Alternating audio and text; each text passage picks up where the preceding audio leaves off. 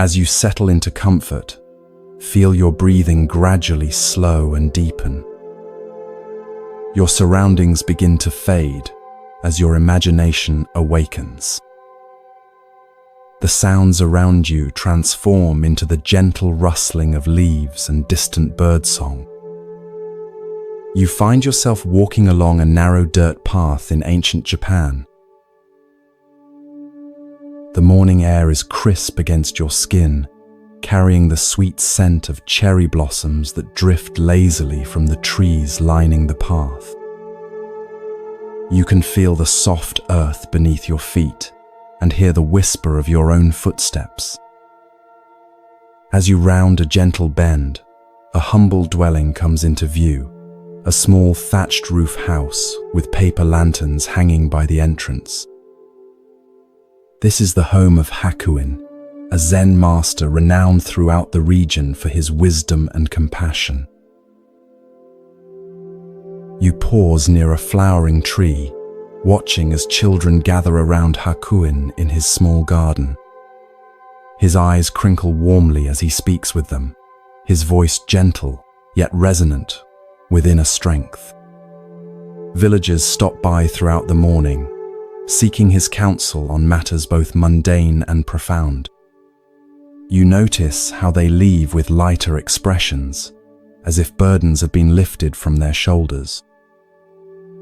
There's something about Hakuin's presence that seems to radiate peace itself. Weeks pass as you stay in the village, and you become familiar with its rhythms and residents. One afternoon, you notice an unusual commotion. A young woman, the daughter of a prominent family, has discovered she is with child. You overhear the whispers as you pass the village well, see the concerned glances exchanged between neighbors. The situation takes a shocking turn when, under intense pressure from her parents, the young woman names Hakuin as the father. The next morning, drawn by raised voices, you find yourself standing near Hakuin's garden. The young woman's parents have arrived, their faces contorted with rage. Her father's voice cuts through the peaceful morning air. "You have brought shame upon our daughter and our family," he shouts, fists clenched at his sides. "Everyone believes you to be so virtuous, but now we know the truth." You feel a knot of tension in your own stomach, anticipating Hakuin's reaction. Will he defend himself, become angry, deny the accusation? You watch as Hakuin listens, his face a portrait of calm attention. When the parents finally pause, breathing heavily from their tirade, Hakuin responds with just 3 words, spoken so softly you almost don't catch them. "Is that so?"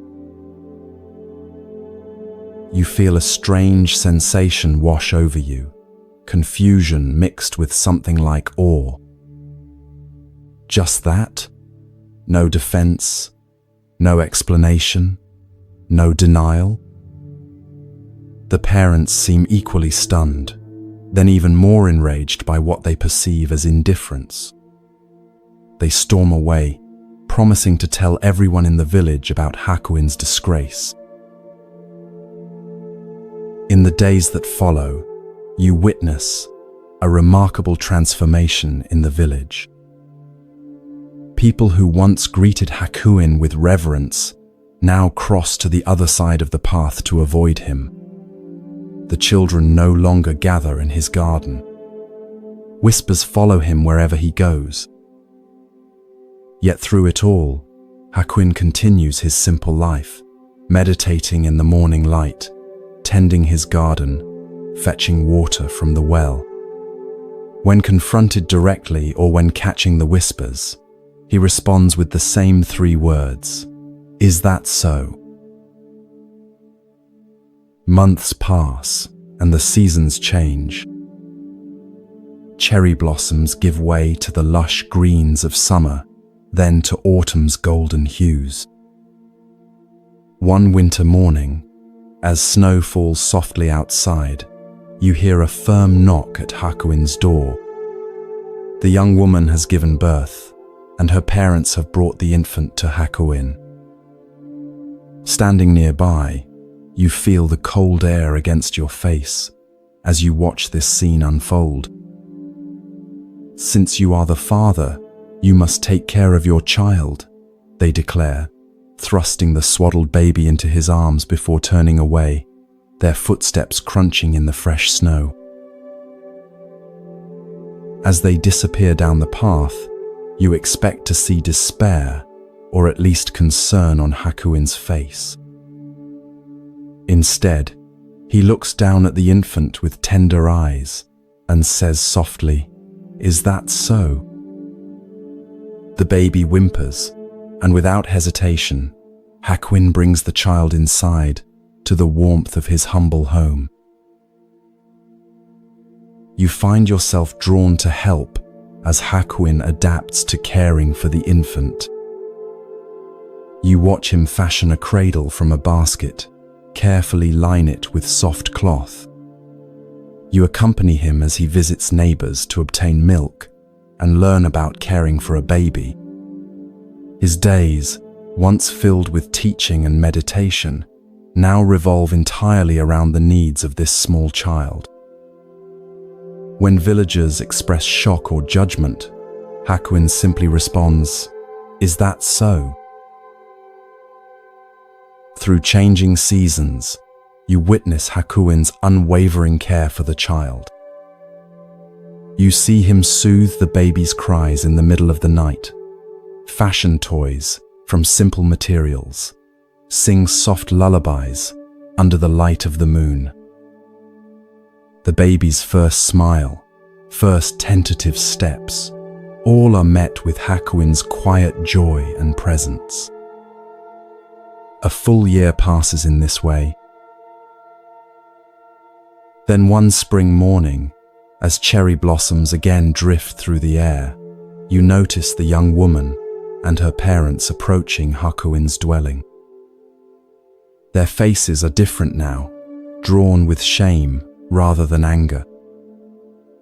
You move closer, feeling your heart quicken with anticipation. The parents bow deeply before Hakuin, pressing their foreheads to the ground. "Master Hakuin," the father says, his voice breaking, "we have come to apologize and to tell you the truth. Our daughter has confessed that you are not the father of this child. The real father is a young man from the fish market. We are deeply ashamed of our accusations and the suffering we have caused you." The mother adds, "We have come to take the child back to our daughter, and we will tell everyone in the village the truth about your innocence."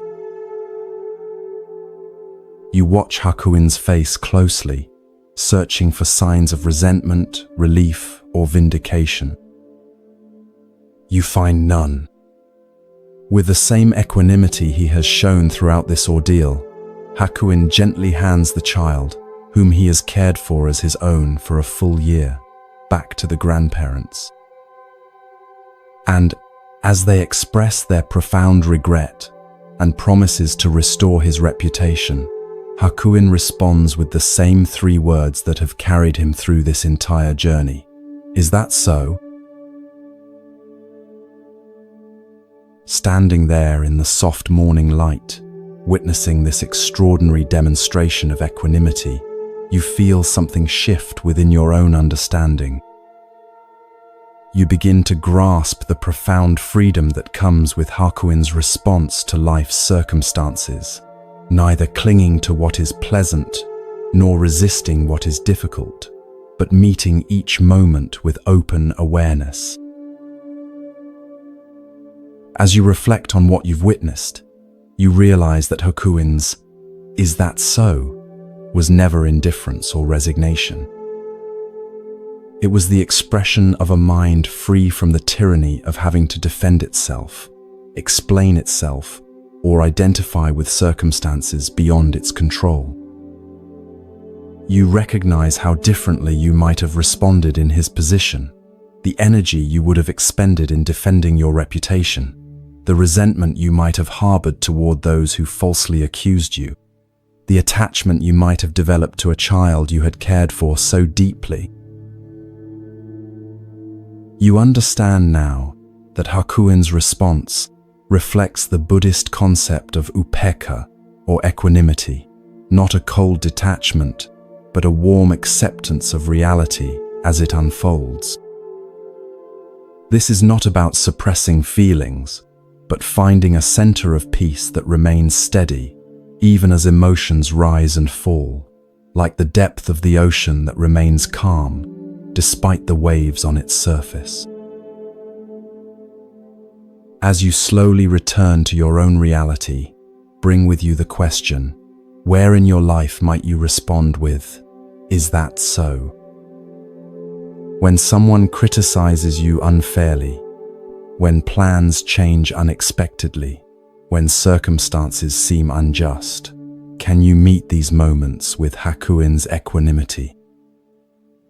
Can you observe your reactions without being defined by them? Can you find that still point within that remains untouched by the ever-changing circumstances of your life?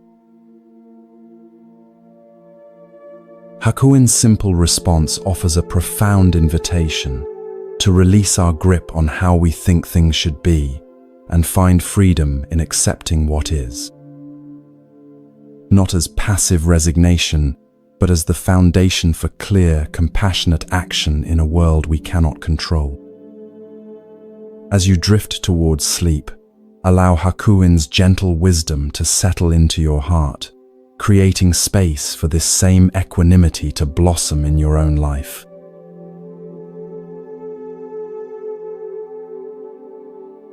As you settle deeper into comfort, feel your breath becoming slower and more rhythmic. The weight of your body seems to dissolve as your mind drifts to another time and place. The sounds around you gradually transform into the gentle rustling of bamboo leaves and the distant murmur of flowing water. You find yourself walking along a stone path that winds through a Japanese mountain monastery. The air here tastes fresh and cool against your lips. Morning mist still clings to the valley below, and dew glistens on spiderwebs stretched between branches.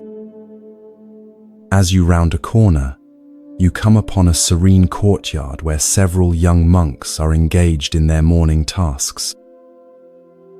One figure in particular catches your attention, a young man named Tekisui, whose mindful movements suggest he has been at the monastery for some time, though he still has the eager expression of a relatively new student. You watch as Tekisui finishes sweeping fallen leaves from the stone pathway. As he puts away his bamboo broom, an older monk approaches him. This is the Zen master Nissan, whose reputation for both wisdom and strictness has spread throughout the region. Though advanced in years, Nissan moves with surprising vigor, his eyes alert and penetrating beneath bushy white eyebrows. "Tekisui," the master calls, his voice carrying clearly across the courtyard. "Bring me a pail of water to cool my bath."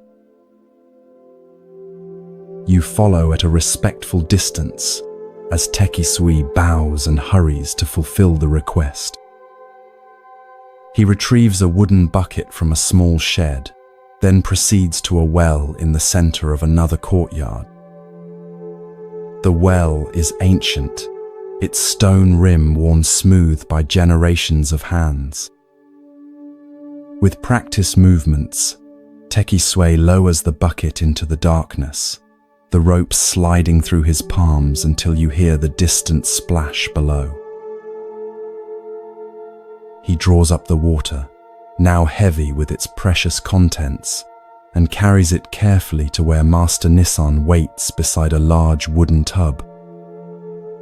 You can feel the cool moisture in the air as Tekisui pours the water into the bath, steam rising as it meets the hot water already there. When the bath is properly cooled, Tekisui stands back, apparently waiting to be dismissed. Instead of entering the bath, however, Nissan observes Tekisui closely. The young monk has taken the bucket, still containing a small amount of unused water, and is about to casually toss it onto the ground next to the bathhouse. "Stop!" Nissan's command cuts through the morning quiet like a knife. Tekisui freezes, the bucket tilted, water about to spill. He looks at his teacher with confusion. "You dunce!" the master scolds, his voice stern but not unkind. "Why didn't you give the rest of the water to the plants? What right have you to waste even a drop of water in this temple?" You watch the color rise in Tekisui's face as he straightens the bucket.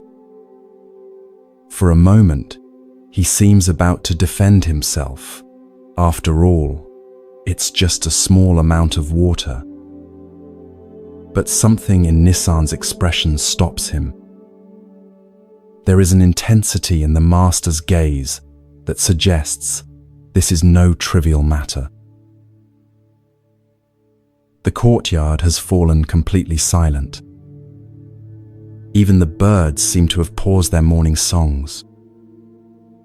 In this stillness, you can almost feel the weight of the teaching that hangs in the air between master and student.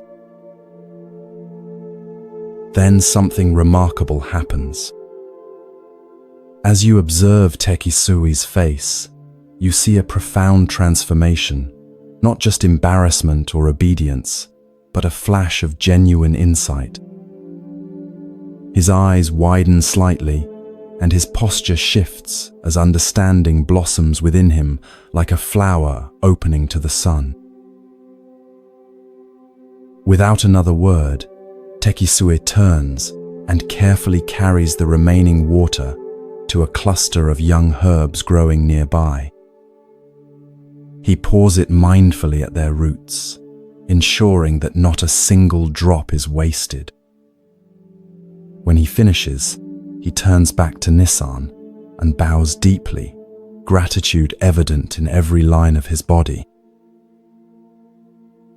"I understand now, Master," he says softly. Nissan nods once, satisfaction briefly crossing his weathered face.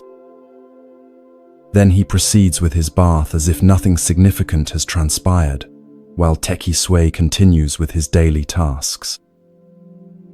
But you, as an observer, can sense that everything has changed for the young monk.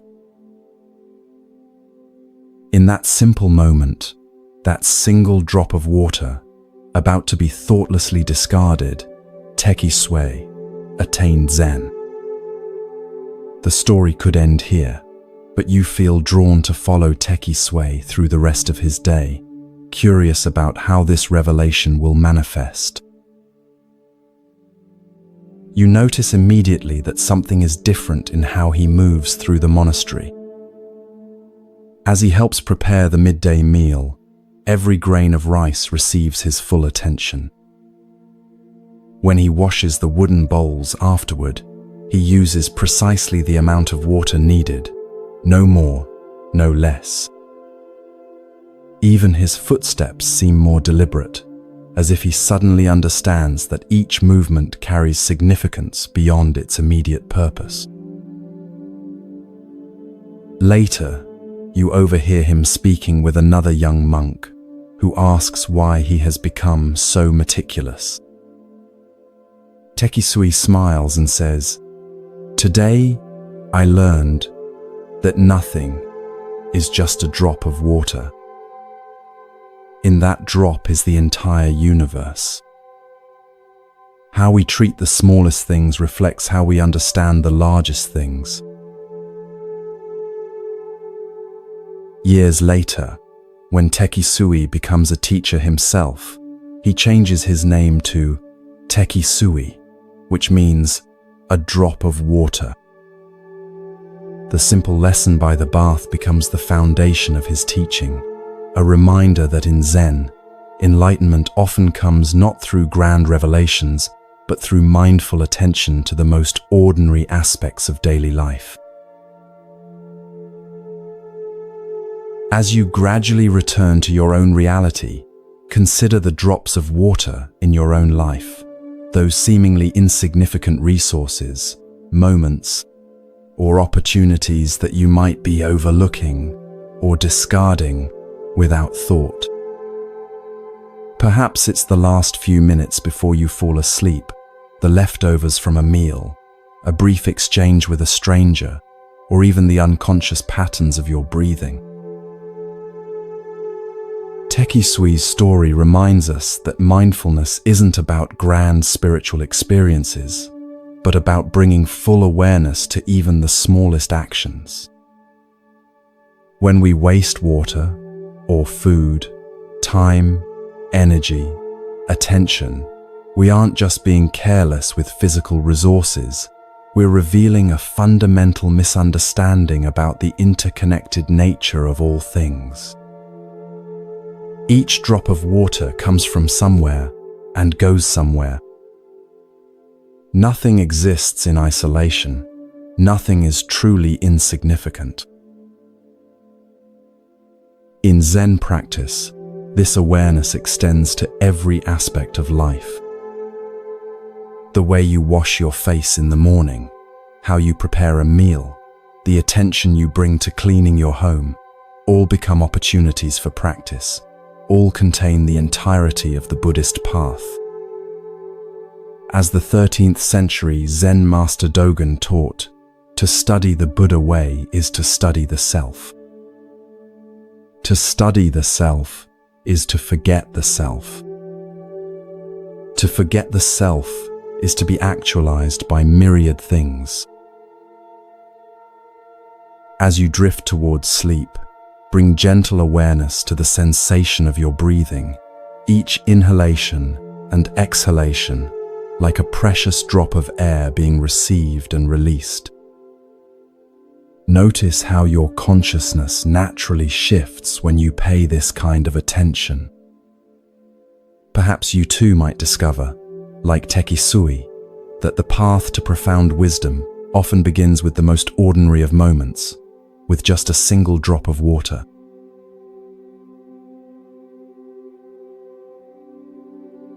As you sink deeper into comfort, feel your breathing become slow and rhythmic. The boundaries between your conscious mind and the realm of dreams begin to soften. The gentle darkness behind your closed eyelids transforms, revealing a scene from long ago in medieval Japan. You find yourself walking along a winding mountain path as the late afternoon sun filters through ancient cedar trees. The path leads to a small hermitage perched on a hillside overlooking a misty valley. This is the dwelling of Basue Tokusho, a renowned Zen master known throughout the region for his direct, penetrating teachings and his compassion for all seekers, regardless of their background or status. Unlike many teachers who remain cloistered in grand temples, Basue chose to live simply, making the wisdom of Zen accessible to farmers, merchants, and samurai alike. As you approach the hermitage, you notice Basue sitting on a weathered wooden platform outside his modest hut. His frame is thin but strong, like a wind-shaped pine. Though probably in his 60s, there is a timeless quality to his presence. His eyes, when they meet yours, are clear and penetrating, yet filled with warmth. Several disciples sit nearby, some preparing food, others copying sutras or tending to the small garden that provides vegetables for their simple meals. You observe as a messenger arrives, bowing respectfully, before presenting Baswe with a scroll. "Master," says the messenger, "I bring word from your disciple Iguchi. He has fallen gravely ill and believes he will not recover. He begs for your final teaching to guide him through his transition." Baswe receives the message with a thoughtful nod. You can see compassion wash across his features as he considers his response. One of the nearby disciples brings paper, inkstone, and brush. With deliberate movements, Baswe grinds the ink, his focus complete, as if this simple preparation is itself a teaching. When the ink reaches the perfect consistency, Baswe takes up his brush. You move closer, drawn by the intensity of his concentration. For a moment, he sits perfectly still, brush poised above the paper. Then, with fluid movements that reflect decades of spiritual practice, he begins to write. Though you stand just behind him, you cannot read the characters flowing from his brush. Yet something about the grace and certainty of his movements suggests that these are no ordinary words of comfort or religious platitude. There is a directness and immediacy to his writing that seems to cut through all barriers of time and distance, as if he is not merely sending a message but somehow sitting beside the dying man's bed, speaking truth directly into his ear. When Baswe finishes, he blows gently on the paper to dry the ink, then carefully rolls the scroll and seals it. As he hands it to the messenger, he says, "Travel swiftly. Iguchi's time is short." The messenger bows and departs immediately, leaving you wondering what final wisdom Baswe has shared with his dying disciple. You feel a strong desire to know what was written, sensing that it contains a teaching of profound importance. That night, as you sit in meditation with the community, Baswe addresses his disciples. "Today, I wrote to Iguchi, who stands at the threshold between this life and whatever lies beyond. You too should consider what I shared with him, for though you appear healthy now, none of us knows when we will face our final breath." With these words, Baswe reveals the essence of what he wrote. The essence of your mind is not born, so it will never die. It is not an existence which is perishable. It is not an emptiness, which is a mere void. It has neither color nor form. It enjoys no pleasures and suffers no pains. "I know you are very ill," he continues, his voice gentle yet unwavering. "Like a good Zen student, you are facing that sickness squarely. You may not know exactly who is suffering, but question yourself, what is the essence of this mind? Think only of this. You will need no more. Covet nothing. Your end, which is endless, is as a snowflake dissolving in the pure air." A profound stillness settles over the room as these words hang in the air. You feel their impact, not just intellectually, but physically, a subtle shift in the quality of your presence as if some habitual tension has momentarily released. Though you may not fully grasp the ultimate meaning of Baswe's teaching, you sense its power to transform fear into peace, contraction into openness. Later, you learn that when the messenger arrived at Iguchi's bedside and read Basui's letter, the dying man's face transformed. The lines of pain and anxiety softened, replaced by a subtle smile of recognition. He died that night, his body relaxed, his breathing calm until the very end. Those present reported that the room itself seemed filled with a quiet radiance that remained even after his final breath. As the days pass, and you continue your stay near Basui's hermitage, you find yourself returning again and again to the words of his letter. The essence of your mind is not born, so it will never die. What is this essence that precedes birth and transcends death? What is this awareness that is neither existence nor emptiness, that has no form yet clearly is? You notice how our ordinary thinking about life and death assumes a solid self that comes into existence at birth and ceases to exist at death. We imagine ourselves as separate entities, navigating through time and space, accumulating experiences, possessions, relationships, and identities, all of which we fear losing when death comes. But Baswe points to something more fundamental than this constructed self, the pure awareness that witnesses all experience yet is itself unchanged by what it witnesses. This awareness has no beginning or end. It is not a thing that can be born or die. It has no form or color, feels no pleasure or pain. Yet it is not nothing, not mere emptiness or void. It is the luminous cognizance that knows all forms while remaining formless itself. When Basui instructs his dying disciple to ask, "What is the essence of this mind?" he is not suggesting an intellectual investigation, but a direct turning of awareness back upon itself.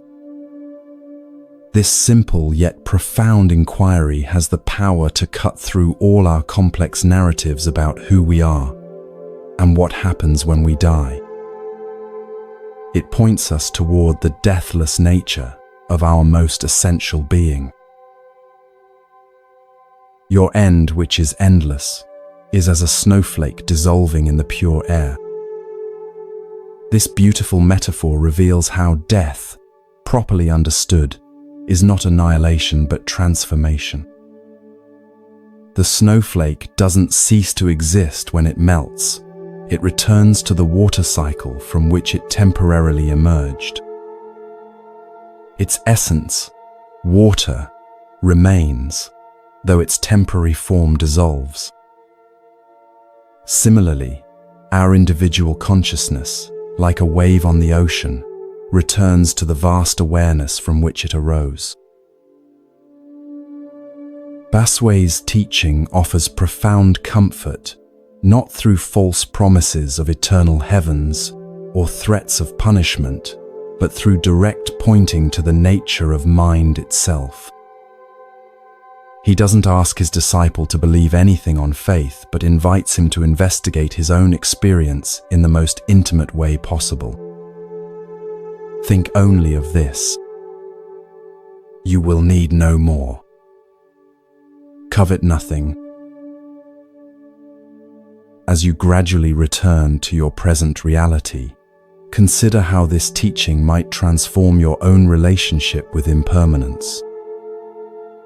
We all face moments of ending, not just the final ending of death, but countless small endings throughout our lives. Relationships change, careers conclude, physical abilities diminish, cherished possessions break or disappear. Each of these endings offers an opportunity to ask Basui's essential question: what is the essence of this mind that witnesses all these changes? Rather than turning away from the reality of impermanence, Basui invites us to look directly into it, to discover within the very fabric of change something changeless. Not as an escape from the human experience of loss, but as a profound reconciliation with the true nature of existence. Like the dying Iguchi, we too might find that facing directly what we most fear becomes the doorway to our deepest peace. For, as Basui reminds us, the essence of your mind is not born, so it will never die.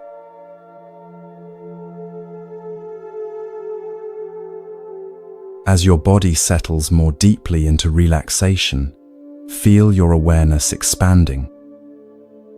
The boundaries of your everyday consciousness begin to dissolve as you travel back through time to 18th century Japan. The rustling of leaves and the distant song of birds fills your ears as you find yourself walking along a narrow path that winds through a lush forest. Ahead, you glimpse a magnificent temple complex nestled among ancient cedar trees. This is a renowned Shingon Buddhist temple, where scholars and monks gather to study sacred texts and engage in philosophical discourse. As you approach, you notice the elegant curves of the temple roof against the sky and hear the sonorous tones of a ritual bell. The atmosphere is charged with spiritual energy and intellectual vigor. You are drawn to a large hall where a crowd has gathered. Inside, seated on an elevated platform, is a monk in immaculate robes. This is Jun, a Shingon master known throughout Japan not only for his spiritual insight, but for his extraordinary scholarship. Fluent in Sanskrit, Chinese, and several other languages, he is revered as one of the most brilliant minds of his generation. Jun's voice carries clearly through the hall as he delivers a complex lecture on Buddhist philosophy, weaving together strands of thought from various traditions with impressive erudition. The assembled students, mostly monks and a few scholarly lay people, listen with rapt attention, occasionally nodding in appreciation of a particularly insightful point. You notice how they lean forward when he speaks, as if physically drawn to the knowledge he offers. After the lecture concludes, the students bow deeply and begin to disperse. You follow Jun as he returns to his private quarters, a simple room despite his elevated status. As he settles at his desk to review some ancient texts, a temple attendant appears at the door. "Master Jun," the attendant says with a bow, "a letter has arrived for you." He presents a simple scroll sealed with wax. Jun takes the scroll and carefully breaks the seal. As he reads, a subtle change comes over his face, a softening around the eyes, a slight smile playing at the corners of his mouth. You sense that this is no ordinary correspondence. "It is from my mother," he says quietly, almost to himself. Though he is now in his 50s, a respected master with hundreds of disciples, there is something childlike in his expression as he holds the letter. You find yourself able to read the letter over his shoulder, drawn into this intimate exchange between mother and son. The handwriting is simple but clear, the paper modest. The letter begins with tender inquiries about his health and expressions of maternal pride. But then, it takes an unexpected turn. "Son, I do not think you became a devotee of the Buddha because you desired to turn into a walking dictionary for others," she writes. There is no end to information and commentary, to glory and honor. Jiyun's expression grows more serious as he continues reading. "I wish you would stop this lecture business. Shut yourself up in a little temple in a remote part of the mountain. Devote your time to meditation and in this way attain true realization." The words, though gently delivered, carry the impact of a thunderclap. You can almost feel Jiyun's shock as he reads his mother's frank assessment, not as a rebuke from a superior or challenge from a rival scholar, but as the straightforward counsel of someone who loves him deeply and sees him clearly. Jiyun reads the letter again, slowly, his fingers tracing his mother's characters. His expression shifts from surprise to thoughtful reflection. He places the letter carefully on his desk and sits in silence for a long while, his brilliant mind now turned toward a different kind of contemplation. Over the following days, you observe a subtle transformation in Jiyun. He continues his scholarly duties, but there is a new quality to his presence, a questioning, a seeking that goes beyond intellectual understanding. Often, you find him pausing in the midst of his work, his mother's letter in hand, rereading her simple yet profound counsel. "A walking dictionary," he murmurs to himself one evening. "Is that what I have become?" One morning, Jiyun calls his senior disciples together. The atmosphere is solemn as they gather, sensing that something important is about to occur. Jiyun sits before them, his mother's letter placed carefully beside him. "I have received wisdom from an unexpected source," he tells them, his voice steady but touched with emotion. "My mother, who has never studied the sutras or engaged in scholarly debate, has nonetheless seen what I have been unable to see, that I have mistaken the finger pointing at the moon for the moon itself." He reads his mother's letter aloud, and you observe the reactions of his disciples: surprise, confusion, perhaps even a touch of resistance. They have built their identities around being students of the great scholar Jiyun. What does this mean for them? "I will complete my current teaching obligations," Jiyun continues, "but then I must follow this guidance. I will withdraw to a small temple in the mountains to devote myself to meditation. Some of you may wish to join me. Others may choose to continue your scholarly pursuits elsewhere. Both paths have value, but I now see that my own path must shift." True to his word, Jiyun eventually withdraws from his prominent position. You find yourself following him to a tiny, neglected temple high in the mountains, days away from the nearest village. Here, surrounded by towering trees and visited occasionally by deer and other forest creatures, Jiyun establishes a simple practice community.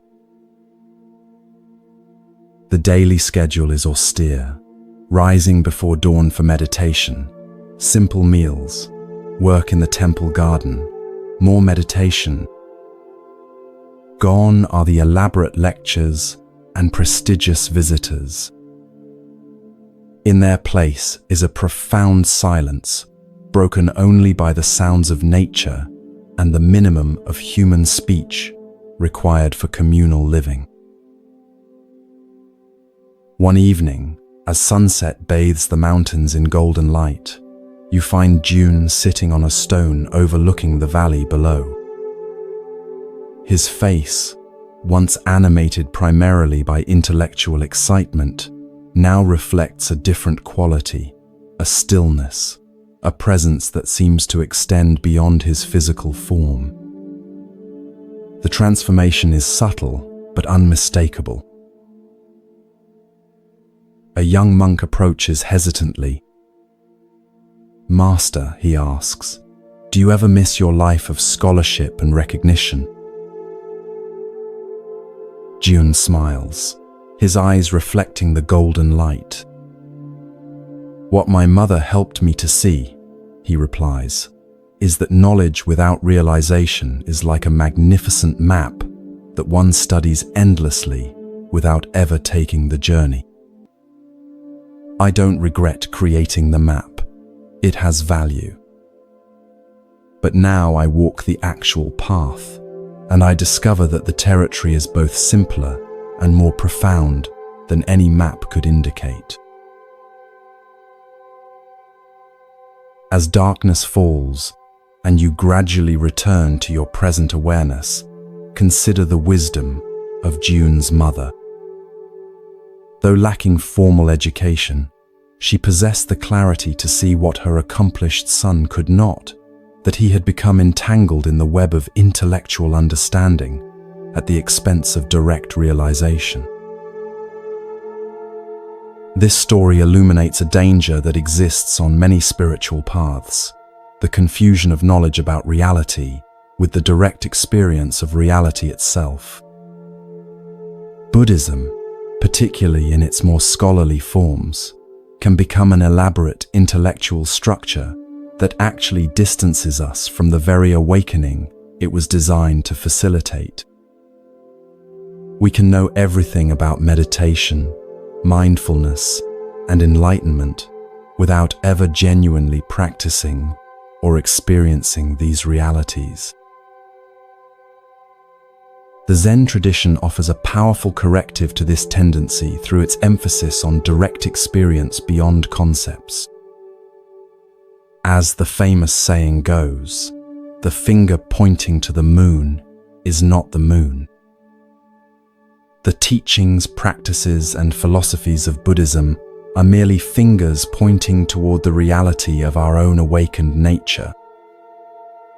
If we fixate on the finger, becoming walking dictionaries of spiritual information, we miss the luminous reality to which it points. Notice how June's mother didn't criticize his scholarly work as worthless.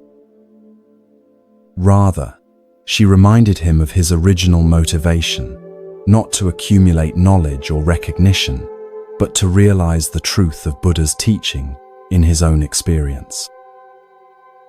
Her advice came not from a place of judgment, but from love and a simple wisdom that could see beyond the impressiveness of her son's accomplishments to what was missing in his development. As you drift towards sleep, consider where in your own life you might be mistaking information for transformation. Perhaps you've read many books on mindfulness or meditation but rarely find time to practice. Maybe you can explain complex spiritual concepts to others, but haven't allowed these truths to penetrate your own heart. Or perhaps, like June, you've become so identified with your knowledge that you've lost touch with the simple, direct experience of being itself. Let June's mother whisper to you as she did to her son, there is no end to information and commentary, to glory and honor. True peace, true awakening, comes not from what we know, but from how deeply we have allowed ourselves to be transformed by that knowing. Sometimes the wisest voice is not the most educated or celebrated, but the one that speaks from simple clarity and compassionate truth. Sometimes that voice comes from within us, if only we would create enough silence to hear it.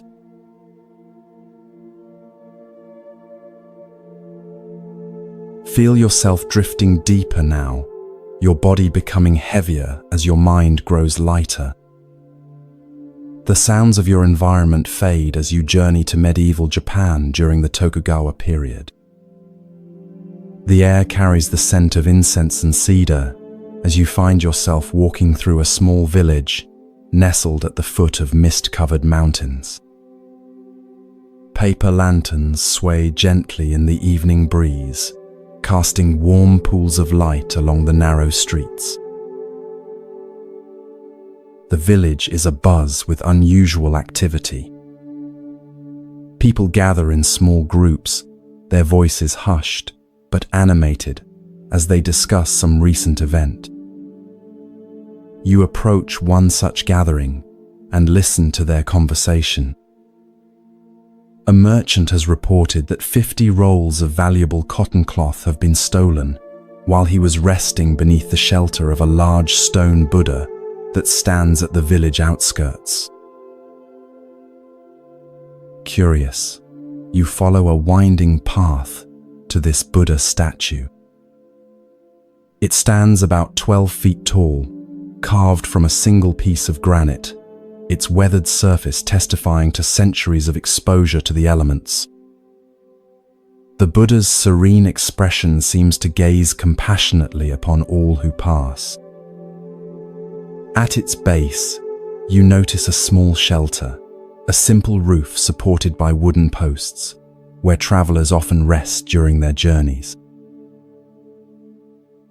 As you stand contemplating the statue, a commotion draws your attention. A group of officials approaches, led by a distinguished-looking man whose presence commands immediate respect. This is Judge Oka, renowned throughout the region for his wisdom and unconventional methods of solving crimes. Judge Oka examines the scene carefully, questioning the merchant who sits dejected nearby. The merchant explains that he had stopped to rest beneath the Buddha during the heat of the day, placing his bundles of cotton goods beside him. He had fallen asleep briefly, and upon waking, discovered that his merchandise had vanished. After listening attentively, Judge Oka makes an announcement that leaves everyone stunned. "That stone Buddha must have stolen the goods," he declares. "It is supposed to care for the welfare of the people, but it has failed to perform its holy duty. Arrest it." Murmurs of confusion ripple through the gathering crowd. Has the respected judge lost his mind? How can one arrest a stone statue? Nevertheless, the judge's orders must be followed. Several police officers approach the massive statue, looking uncertainly at one another. With evident discomfort, they formally announce that the Buddha is under arrest and begin the absurd task of securing ropes around the immovable figure. Word of this extraordinary event spreads rapidly through the village and surrounding areas. By the next morning, a large crowd has gathered to witness the unprecedented spectacle of the stone Buddha being charged with theft. The crowd is boisterous, some laughing openly at the ridiculous situation, others speculating about the judge's mental state. Judge Oka arrives at the appointed hour and takes his seat at a temporary court set up in front of the Buddha. Instead of proceeding with the case, however, he suddenly turns his attention to the noisy spectators. His expression transforms from judicial solemnity to stern disapproval. "What right have you people to appear before the court laughing and joking in this manner?" he demands, his voice cutting through the chatter.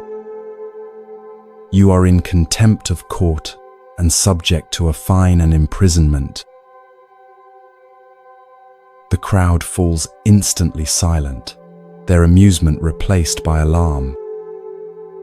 Being charged with contempt of court is no small matter in this era.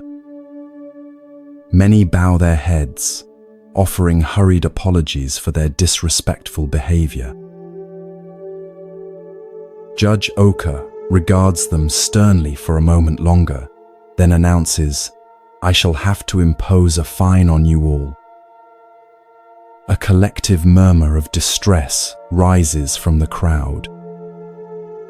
Many are simple farmers or merchants who can ill afford additional expenses. But then the judge continues, "However, I will remit the fine on one condition. Each of you must bring one roll of cotton cloth to the court within 3 days. Anyone failing to do this will be arrested." You watch as understanding dawns on some faces in the crowd. This unusual penalty seems to have a purpose beyond mere punishment. But most simply nod in acceptance, relieved that they can avoid more severe consequences. 3 days later, you join the villagers as they return to the stone Buddha, each carrying a roll of cotton cloth, as instructed. The rolls are collected and arranged before the judge.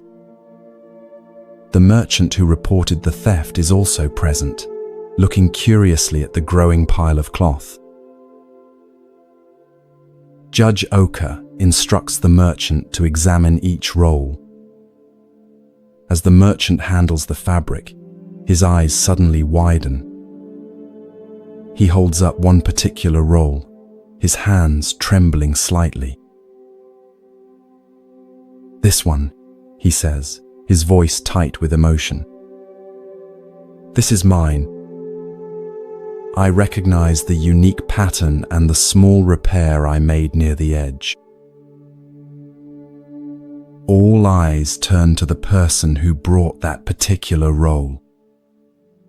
A young man stands frozen at the edge of the crowd, his face draining of color.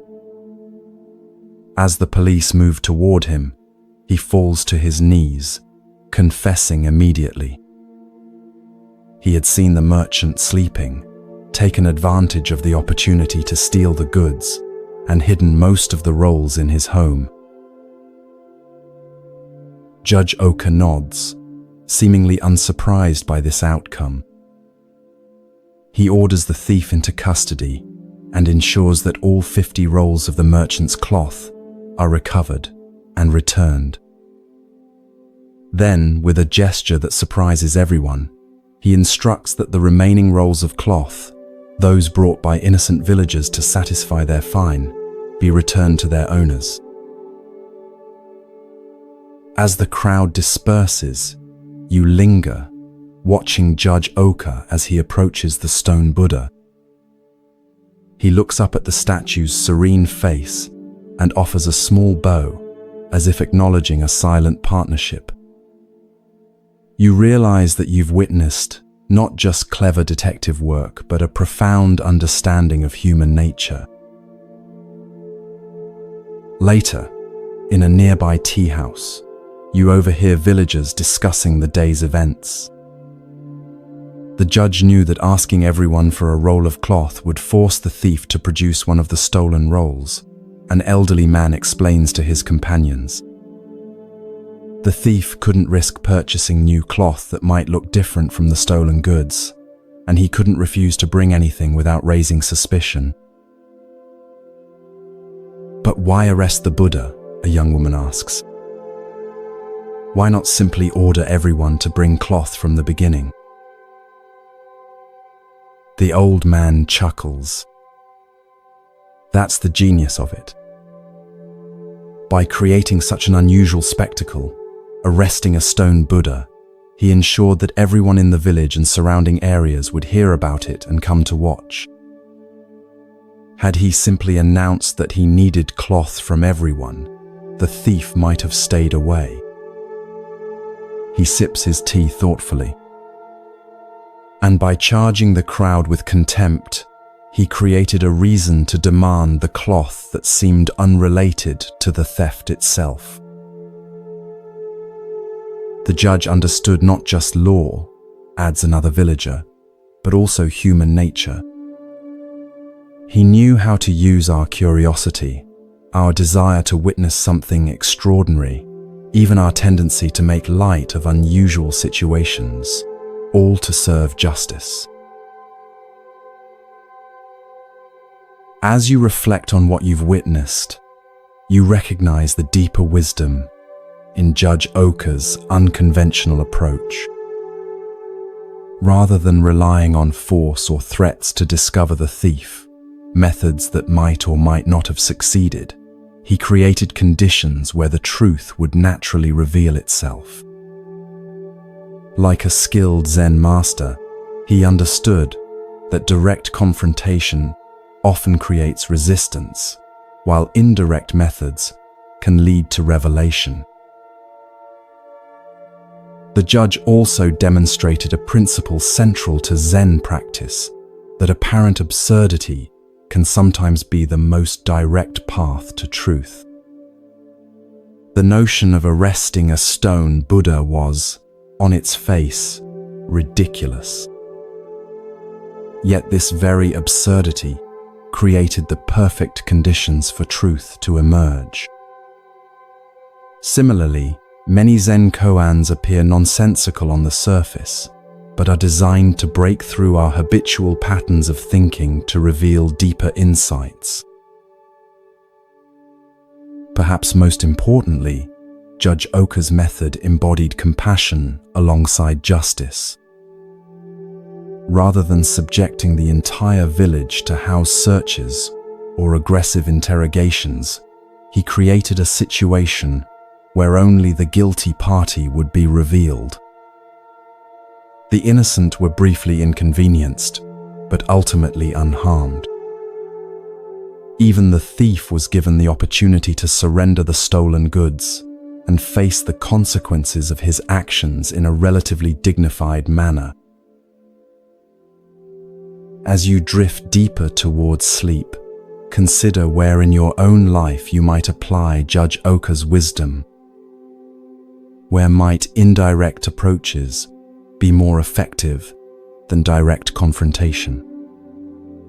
How might apparent absurdity or playfulness create openings where seriousness creates walls? And how might you reveal truth without unnecessary harm to others? Like the stone Buddha with its enigmatic smile, sometimes the most profound wisdom appears in unexpected forms. The path to truth, like the path to justice, is rarely a straight line. It requires creativity, patience, and a deep understanding of human nature, qualities that Judge Oka possessed in abundance and that lie within you as well.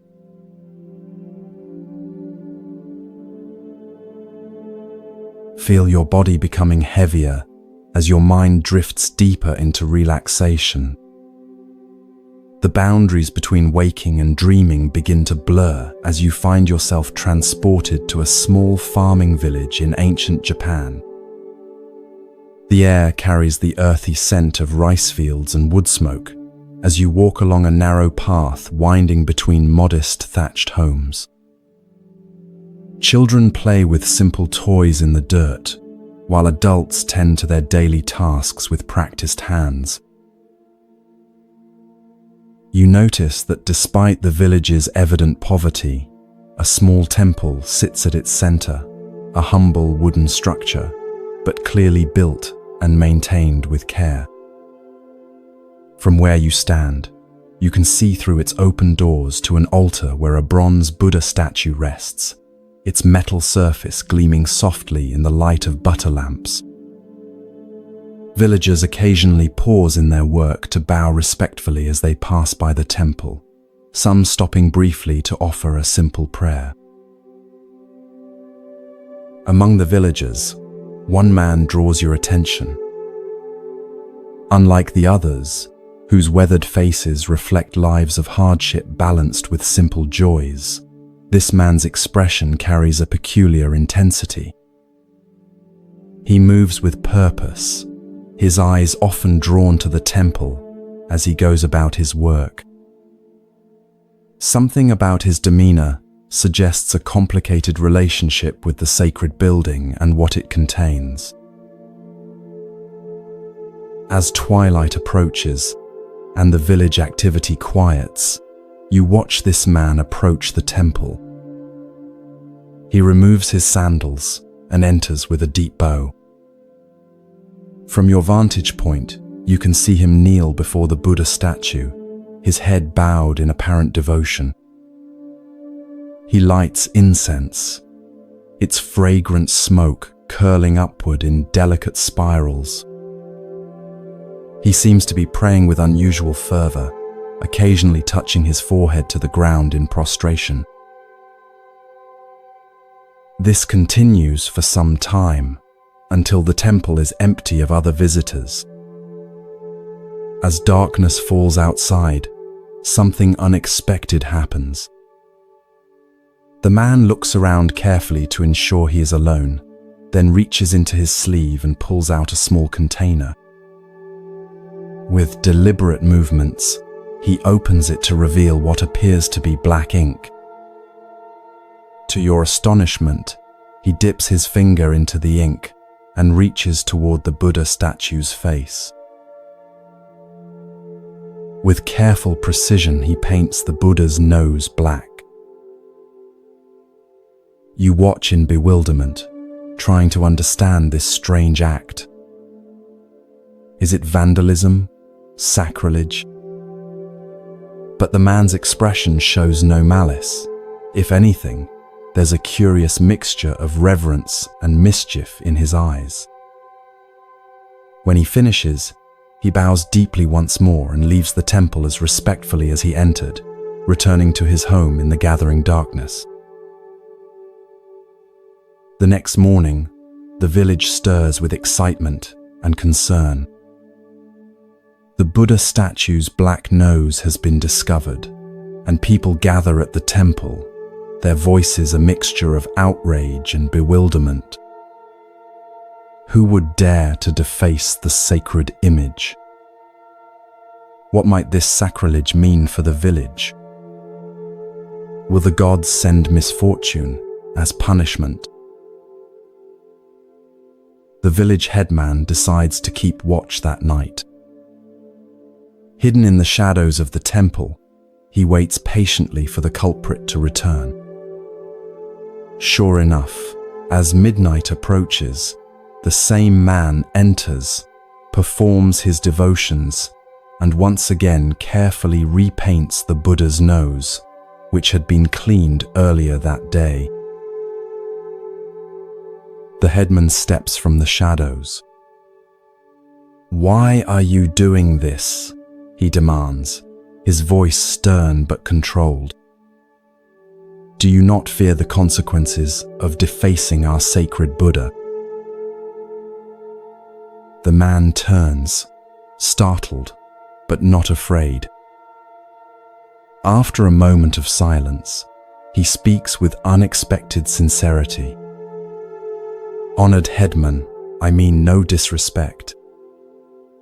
This Buddha has been in our village for generations, watching over us through floods and droughts, through good harvests and bad. I paint his nose black because I wish him to remain with us." The headman's brow furrows in confusion. How does painting the Buddha's nose black keep him with us? 3 villages away, the man explains, there is a wealthy town with a grand temple. I have heard their priests speak of acquiring our Buddha for their collection, saying it is wasted in such a poor village. But who would want a Buddha with a black nose?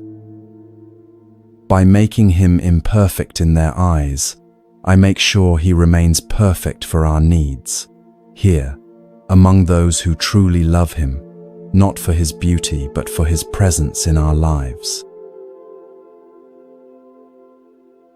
The headman stands silent, absorbing this unexpected explanation. What had seemed like desecration now reveals itself as an act of profound, if unorthodox, devotion. After careful consideration, he nods slowly. Your heart is pure, though your methods are strange. The Buddha sees intention, not appearance. But from now on, let us find another way to protect our temple treasure.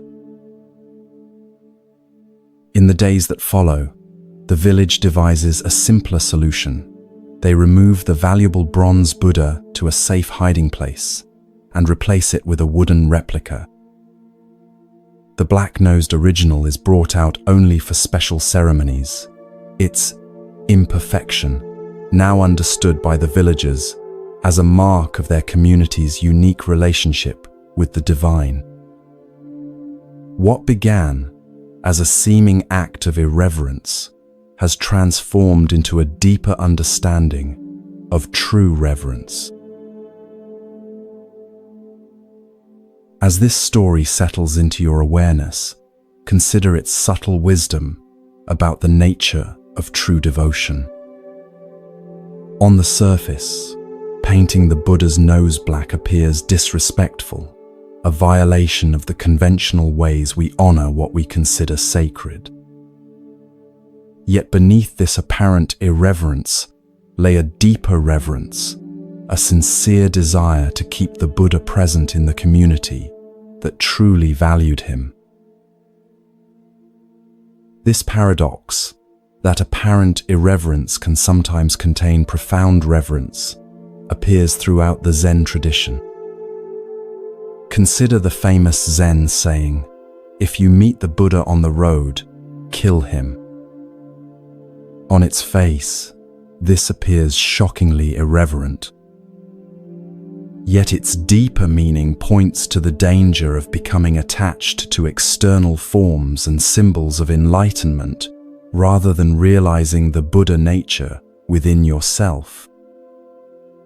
Sometimes, what appears to be spiritual irreverence is actually a protection against the more subtle sacrilege of mistaking the finger for the moon, the symbol for what it symbolizes.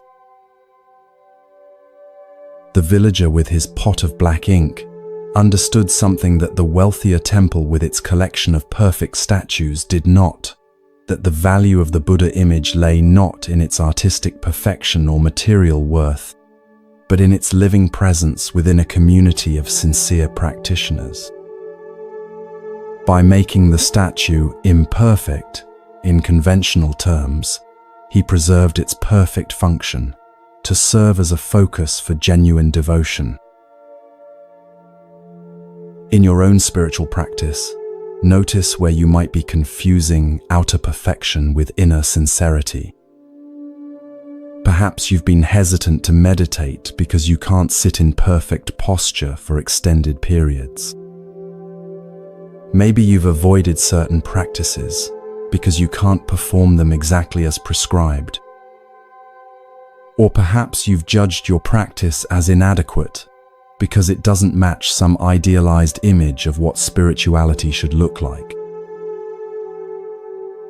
The black-nosed Buddha reminds us that true reverence often lies in the sincerity of our intention rather than the perfection of our form.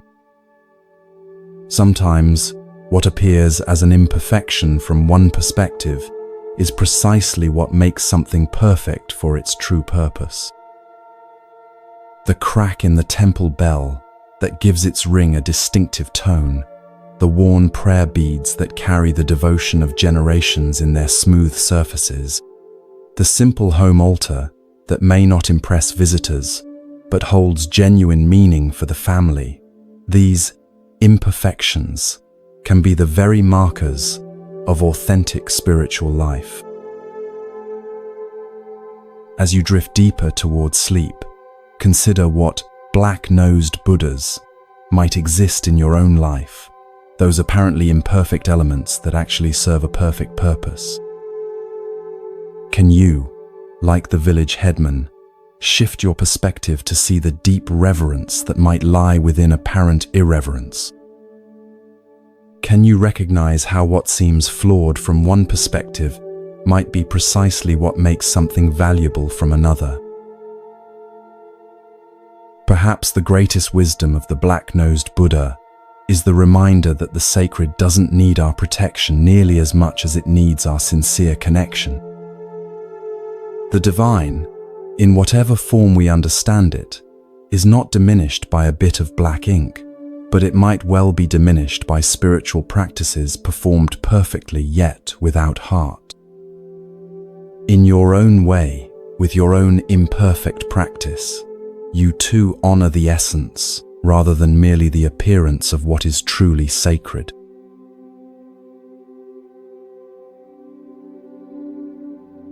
Allow your body to release any remaining tension as you sink deeper into comfortable relaxation.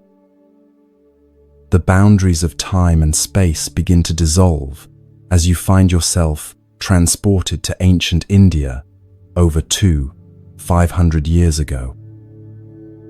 The air is warm and fragrant with the scent of tropical flowers as you approach a serene hillside known as Vulture Peak. The setting sun bathes everything in golden light, casting long shadows across the lush landscape. You notice a large gathering on the hillside, hundreds of monks in simple robes seated in concentric semicircles. Their faces reflect attentive anticipation as they wait in perfect stillness. At the center of this human lotus flower sits Gautama Buddha himself, his presence radiating both profound peace and alert awareness. You recognize many of his chief disciples: Ananda with his compassionate expression, serious Sariputra known for his intellectual brilliance, and the elderly Mahakashyapa, whose weathered face reflects decades of dedicated practice. This appears to be no ordinary assembly.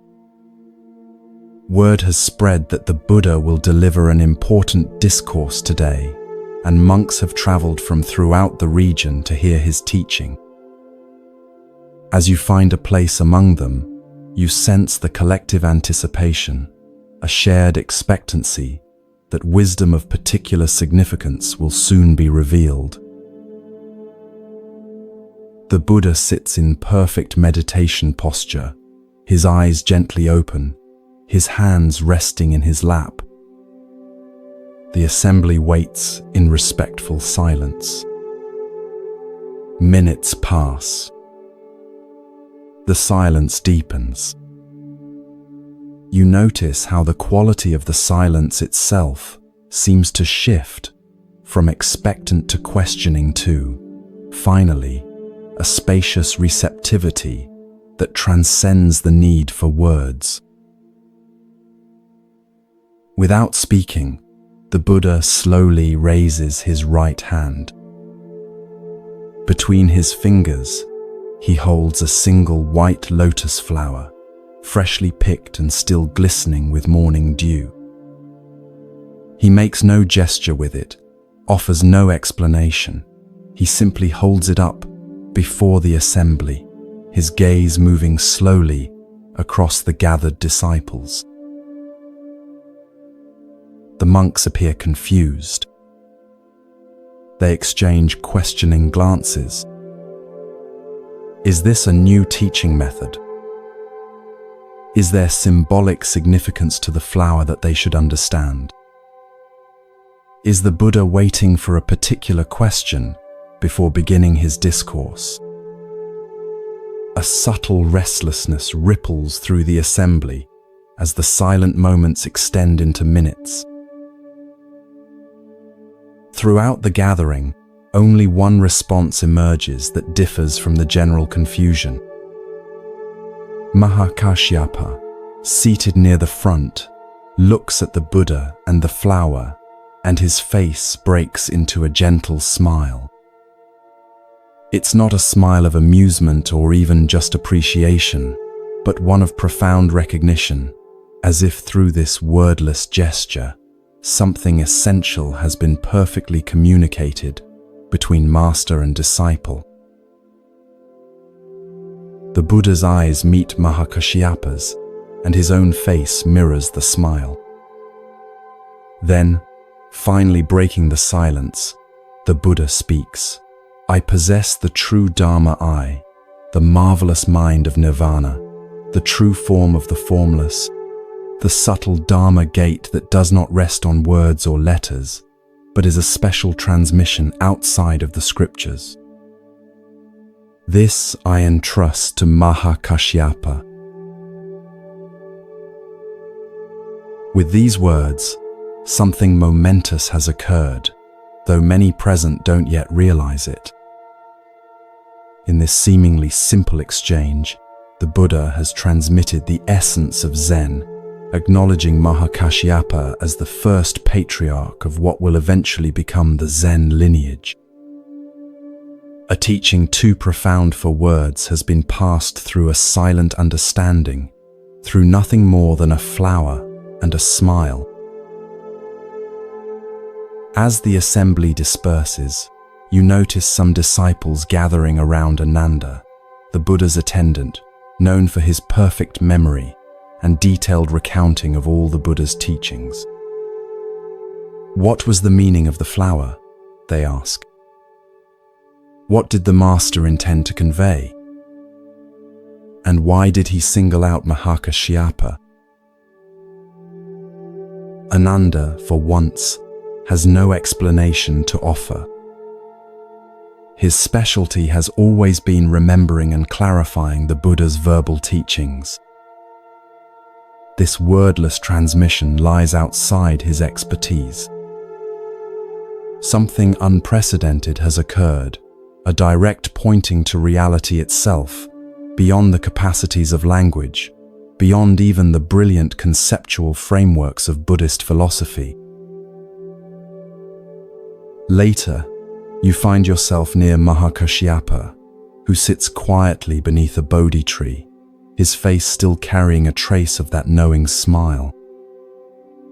A younger monk approaches him hesitantly. Master, the young monk asks, what did you understand when the Buddha held up the flower? What insight caused you to smile? Mahakashyapa looks at the young monk with kind eyes. Instead of answering directly, he points to a bird singing in a nearby tree. For a moment, they both listen to its clear, simple notes, piercing the evening air. Then Mahakashyapa asks, "Do you hear that?" "Yes, of course," replies the monk, clearly waiting for the explanation that will follow this seemingly irrelevant question. "That is your answer," says Mahakashyapa. The young monk's face registers confusion, then frustration. He begins to frame another question, but Mahakashyapa gently places his hand on the young monk's shoulder and smiles again, the same smile that had answered the Buddha's flower. In that moment, something shifts in the young monk's expression. Perhaps he hasn't fully understood, but he has glimpsed that what Mahakashyapa is pointing to lies beyond the realm of explanations. This simple yet profound story marks what many consider the birth of Zen Buddhism.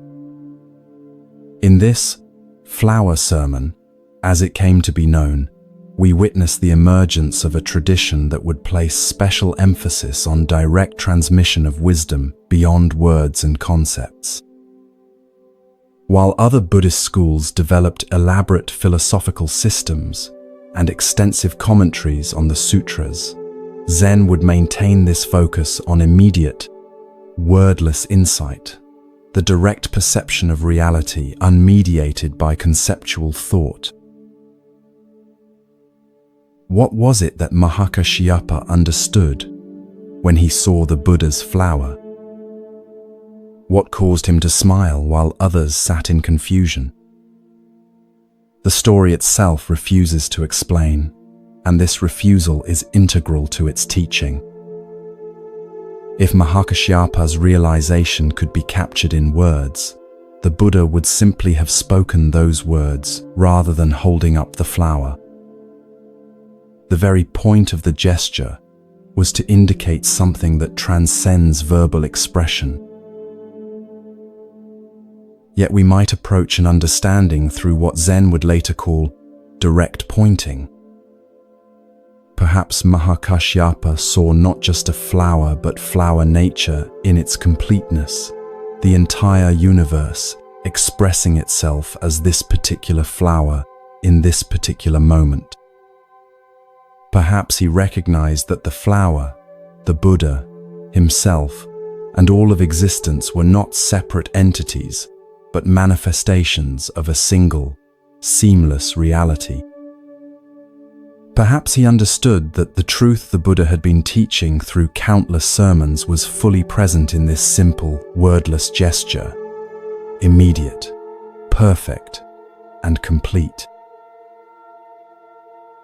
The smile itself is significant. It wasn't the smile of someone who has figured out a puzzle or grasped a new concept. It was the smile of recognition, the response of one who sees something so simple and obvious that it bypasses the thinking mind entirely. It's the smile that might arise when you suddenly recognize an old friend in a crowd, or when you awaken from a confusing dream to the clarity of ordinary reality. It's not about acquiring new knowledge, but about recognizing what has been present all along.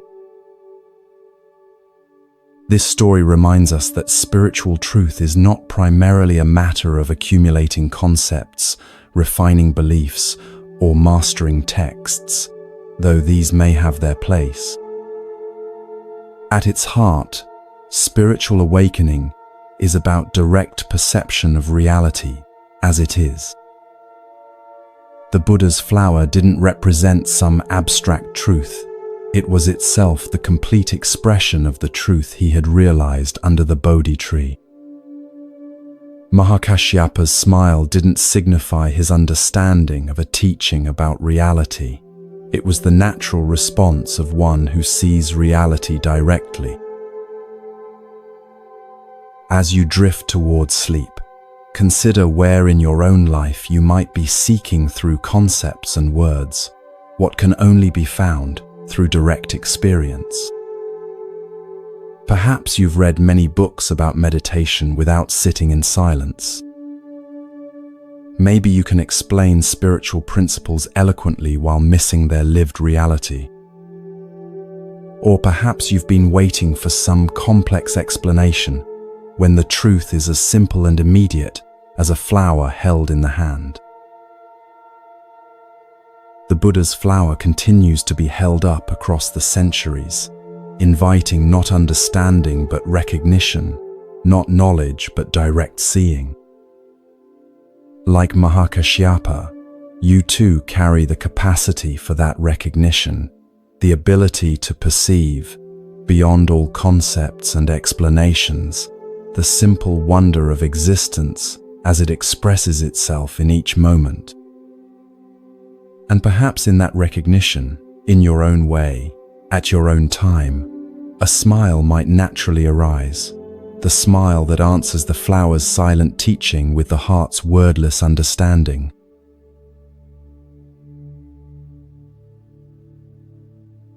Feel yourself sinking deeper into peaceful relaxation, your body becoming heavier as your mind grows lighter.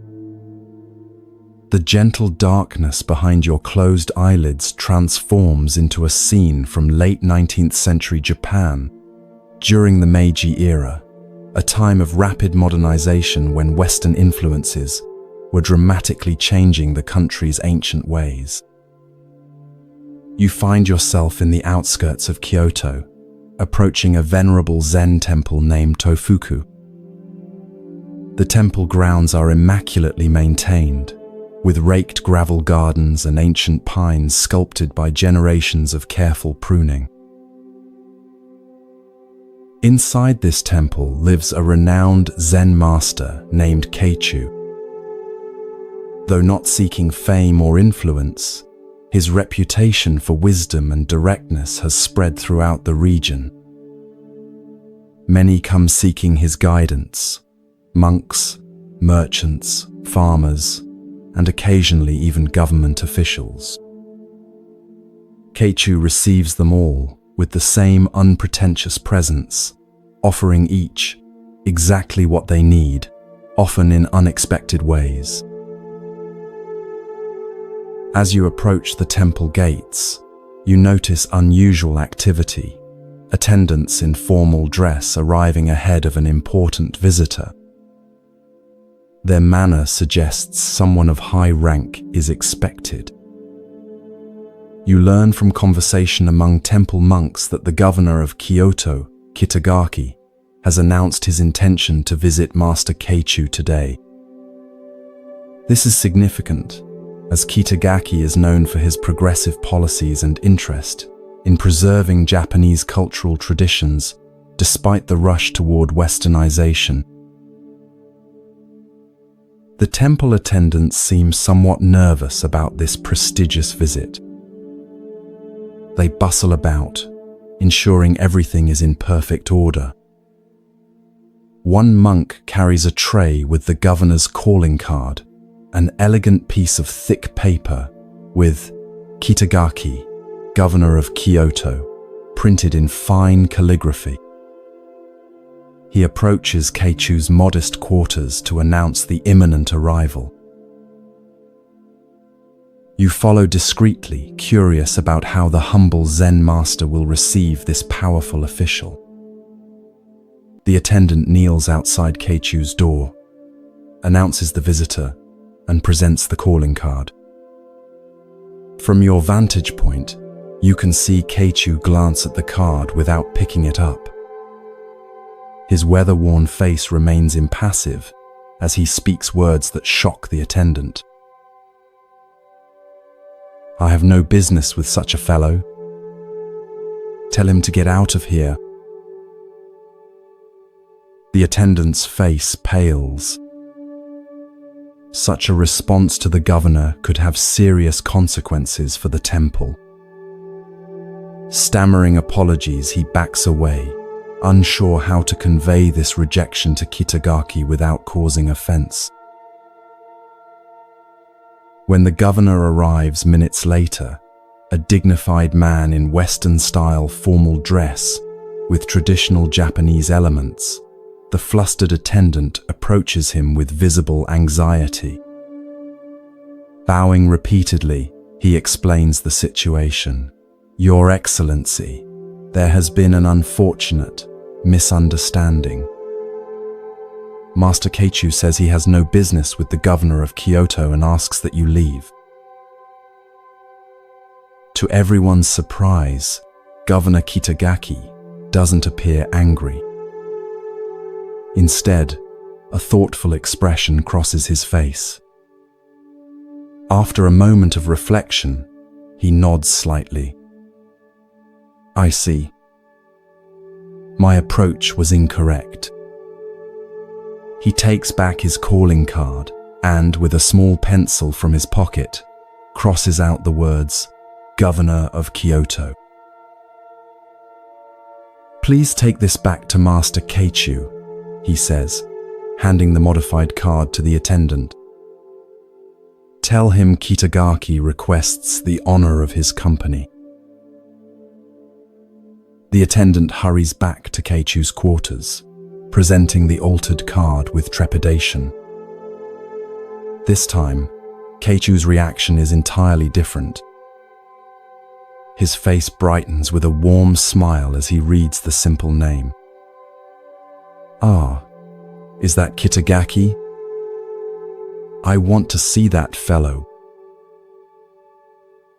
Within moments, the governor is welcomed into Keichu's modest room. You observe from a respectful distance as these two men, one a political leader in modern Japan, the other a keeper of ancient wisdom, sit together in animated conversation. The formality that typically surrounds the governor has vanished, replaced by the natural human connection of two individuals meeting without the barrier of titles or positions. Their laughter occasionally carries across the temple garden, suggesting a genuine meeting of minds rather than a formal official visit. Later, as Governor Kitagaki prepares to leave, you notice a subtle but significant change in his demeanor. He moves with the same authority as before, but there's a new lightness to his step, a clarity in his gaze that wasn't present when he arrived. Whatever transpired in his conversation with Keichu seems to have affected him deeply. Before departing, Kitagaki bows to Keichu with genuine respect, not the formal bow of a governor to a subject, but the bow of one human being to another whom he recognizes as a genuine teacher. "Thank you for receiving Kitagaki," he says with a smile, emphasizing his name without his title. Keichu returns the bow with equal respect. "It was my pleasure to meet such a fellow," he responds with twinkling eyes. "Please come again when you are just Kitagaki." This simple story reveals a profound truth about human connection and the barriers we place between ourselves and authentic experience. Master Keichu's refusal to meet with the governor of Kyoto wasn't rudeness or political statement. It was a direct pointing to a deeper reality that Kitagaki himself immediately understood once it was brought to his attention. By refusing to receive the governor but welcoming Kitagaki the man, Keichu demonstrated the Zen principle of seeing beyond social roles to the essential nature beneath. Titles, positions, and social identities, what Zen might call form, are necessary conventions for organizing society. But when we identify too strongly with these roles, we create barriers that prevent genuine human connection and direct experience of reality. We begin to believe we are our titles, forgetting the unnameable essence that lies beneath all such designations. Governor Kitagaki showed remarkable wisdom in his response. Rather than taking offense, he immediately understood the teaching being offered. By literally crossing out his title, he performed a physical act that represented a deeper psychological shift, temporarily setting aside his social identity to meet the Zen master as one human being to another. This willingness to step outside his official role, even briefly, allowed for an authentic exchange that would have been impossible within the constraints of formal hierarchy. We all carry calling cards that announce our identities to the world, not just our professional titles, but all the ways we define and present ourselves to others. Parent, spouse, expert, achiever, helper, victim, these identities serve practical purposes in social interaction, but they can also become prisons that limit our capacity for genuine presence and connection. Zen practice invites us to periodically cross out these identities, not to discard them entirely, as they serve necessary functions in daily life, but to recognize that they are not who we fundamentally are. When we can set aside our curated self-images and meet life directly, Without the filter of our accumulated identities, we open ourselves to the kind of authentic exchange that Kitagaki and Keichu enjoyed. Consider your own various titles and how they might be both useful and limiting. Perhaps being known as the responsible one ensures that others trust you, but prevents them from seeing your playful side. Maybe your identity as the expert in your field brings professional recognition, but makes it difficult to admit when you don't know something. Or your role as the helper allows you to contribute to others' well-being, but makes it challenging to receive help when you need it. As you drift towards sleep, imagine taking out your own calling card, the one that lists all your primary identities and roles.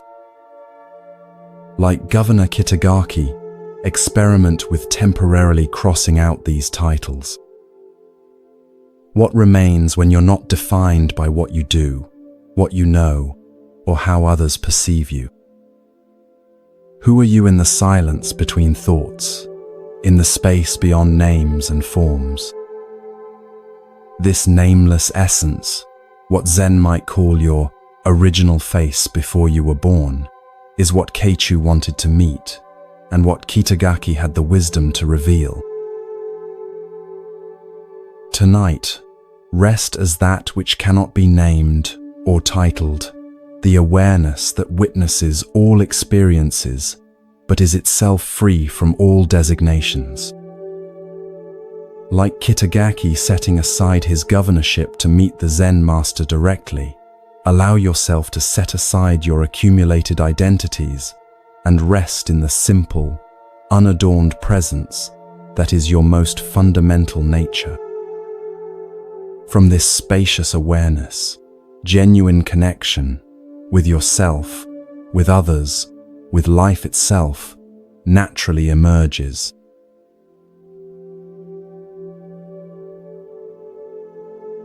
Feel your body becoming increasingly relaxed with each breath. Your thoughts beginning to quiet as you journey to another time and place. The modern world fades away as you find yourself in a traditional Japanese Zen monastery nestled among misty mountains. The air carries the scent of pine and wood smoke as you approach a cluster of simple wooden buildings surrounded by carefully tended gardens. This is the monastery of the renowned Zen master Bankei, whose teaching of the unborn Buddha mind has attracted students from throughout Japan. Unlike many strict Zen teachers of his era, Bankei is known for his compassionate approach and ability to express profound truths in language accessible to everyone, from scholarly monks to illiterate farmers. His monastery houses both dedicated disciples who have trained for many years and newcomers just beginning their spiritual journey. You find yourself drawn to the monastery kitchen, where the day's first meal is being prepared. Steam rises from large pots of rice as monks move with focused attention through their assigned tasks. In Zen monasteries, kitchen work is considered sacred, not merely a practical necessity, but an opportunity for mindfulness practice, where every chopped vegetable and washed bowl becomes a vehicle for awakening. Overseeing this activity is a monk named Daio, who serves as the tenzo, the head cook responsible for all meals. This is a position of significant responsibility in the monastery hierarchy. The tenzo must ensure that meals are nutritious, timely, and prepared with the utmost mindfulness, as the physical well-being of the entire community depends on his work. Daio takes this responsibility seriously, his movements efficient and precise as he directs the kitchen activities. As preparations for the morning meal near completion, Daio inspects each dish before it leaves the kitchen.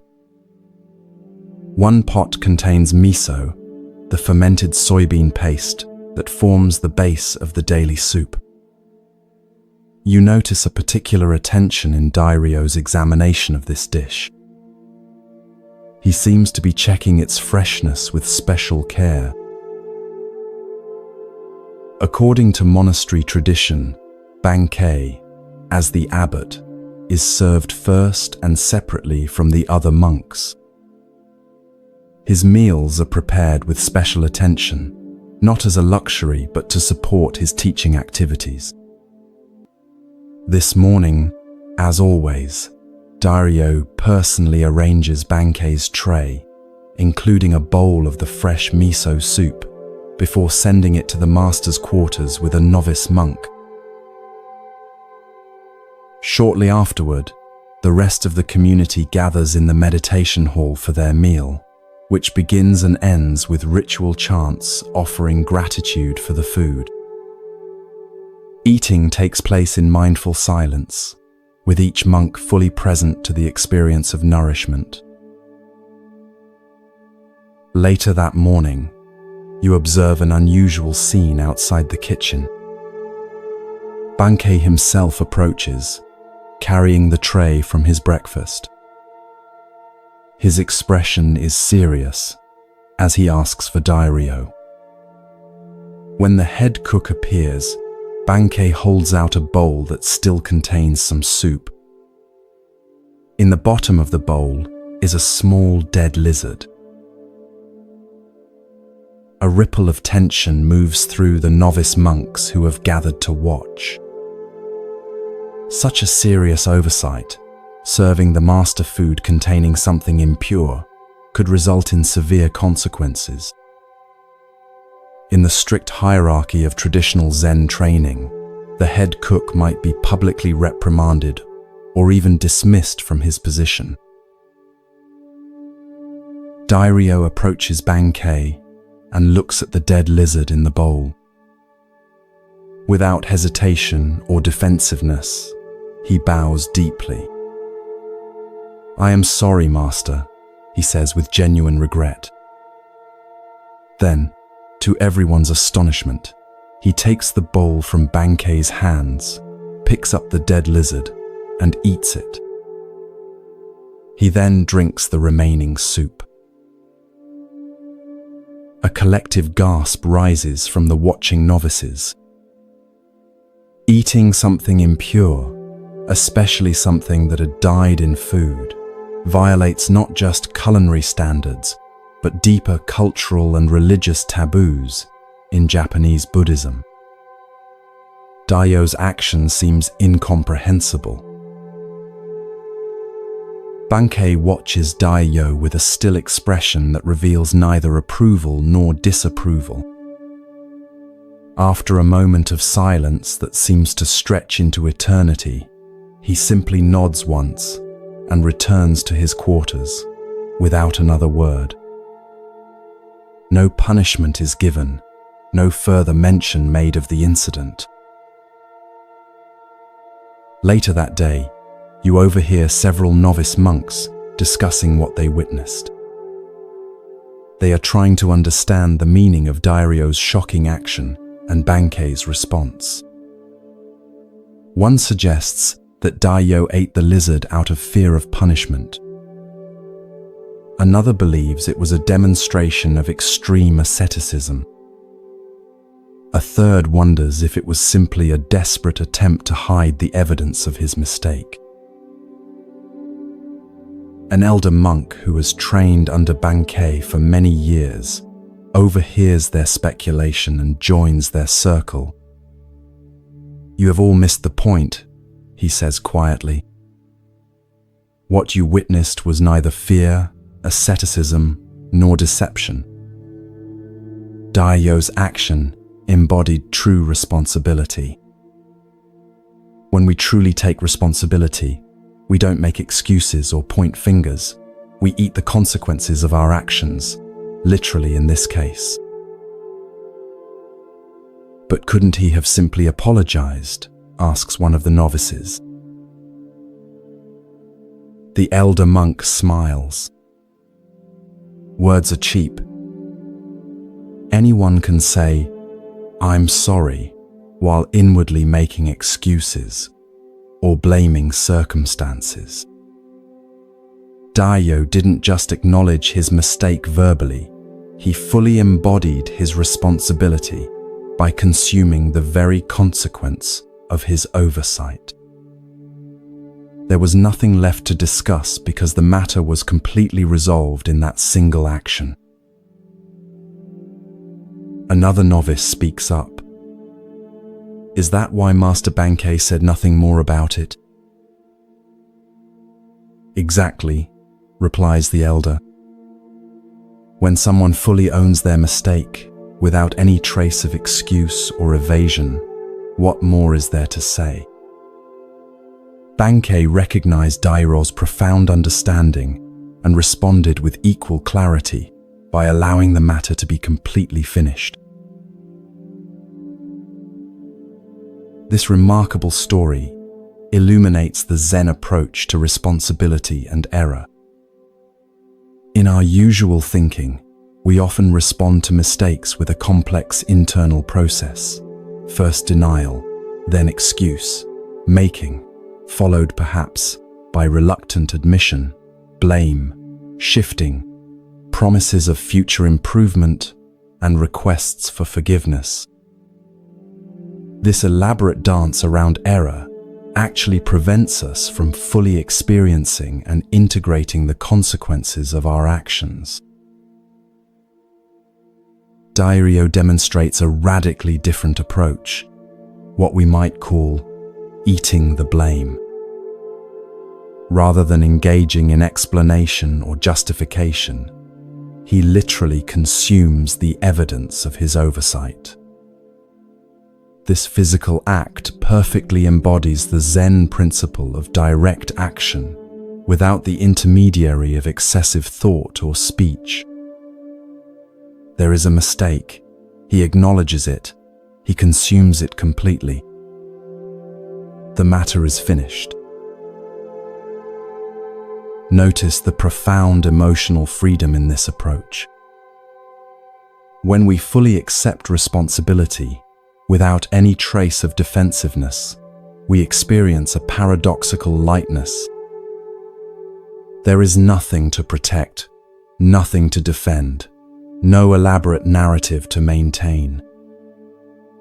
This is remarkably different from our usual experience of making mistakes, where we often carry the heavy burden of justification, fear of judgment, and lingering shame.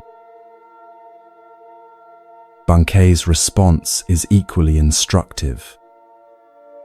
He doesn't press the point, demand further apology, or use the incident as a teaching opportunity.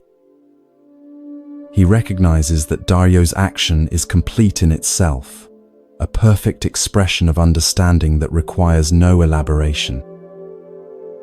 By simply nodding and walking away, Bankei acknowledges the completeness of Dairyo's response and allows the incident to be truly finished. In our personal relationships, how often do we keep mistakes alive through repeated reference, continuing blame, or demands for multiple apologies? Even after someone has acknowledged an error, we might continue to mention it, subtly punishing them or using it as leverage in future disagreements. Bankei demonstrates a more liberating approach. When responsibility is fully taken, the matter is completely closed, leaving no residue of resentment or recrimination. It's worth noting that Dairyo's action, while dramatic, wasn't performed as a public demonstration of virtue. He wasn't trying to impress Bankei or the other monks with his willingness to eat something impure. His action arose naturally from his deep understanding of responsibility.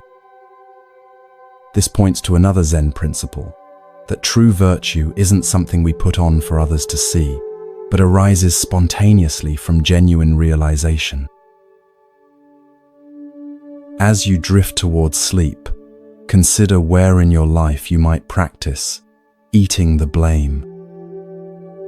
Where might you move from elaborate explanation to simple acknowledgement? From partial admissions couched in justifications to complete acceptance of responsibility? From verbal apologies to embodied action that makes things right?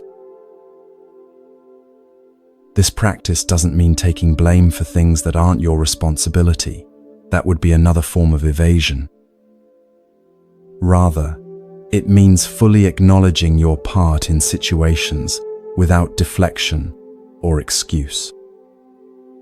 Like Dario with his lizard, you might find that when you fully consume your mistakes, rather than trying to explain them away, they are completely digested and transformed, leaving you lighter and freer to continue on your path. And like Bankei, you might discover that when others truly take responsibility, the most compassionate response is simply to allow the matter to be finished.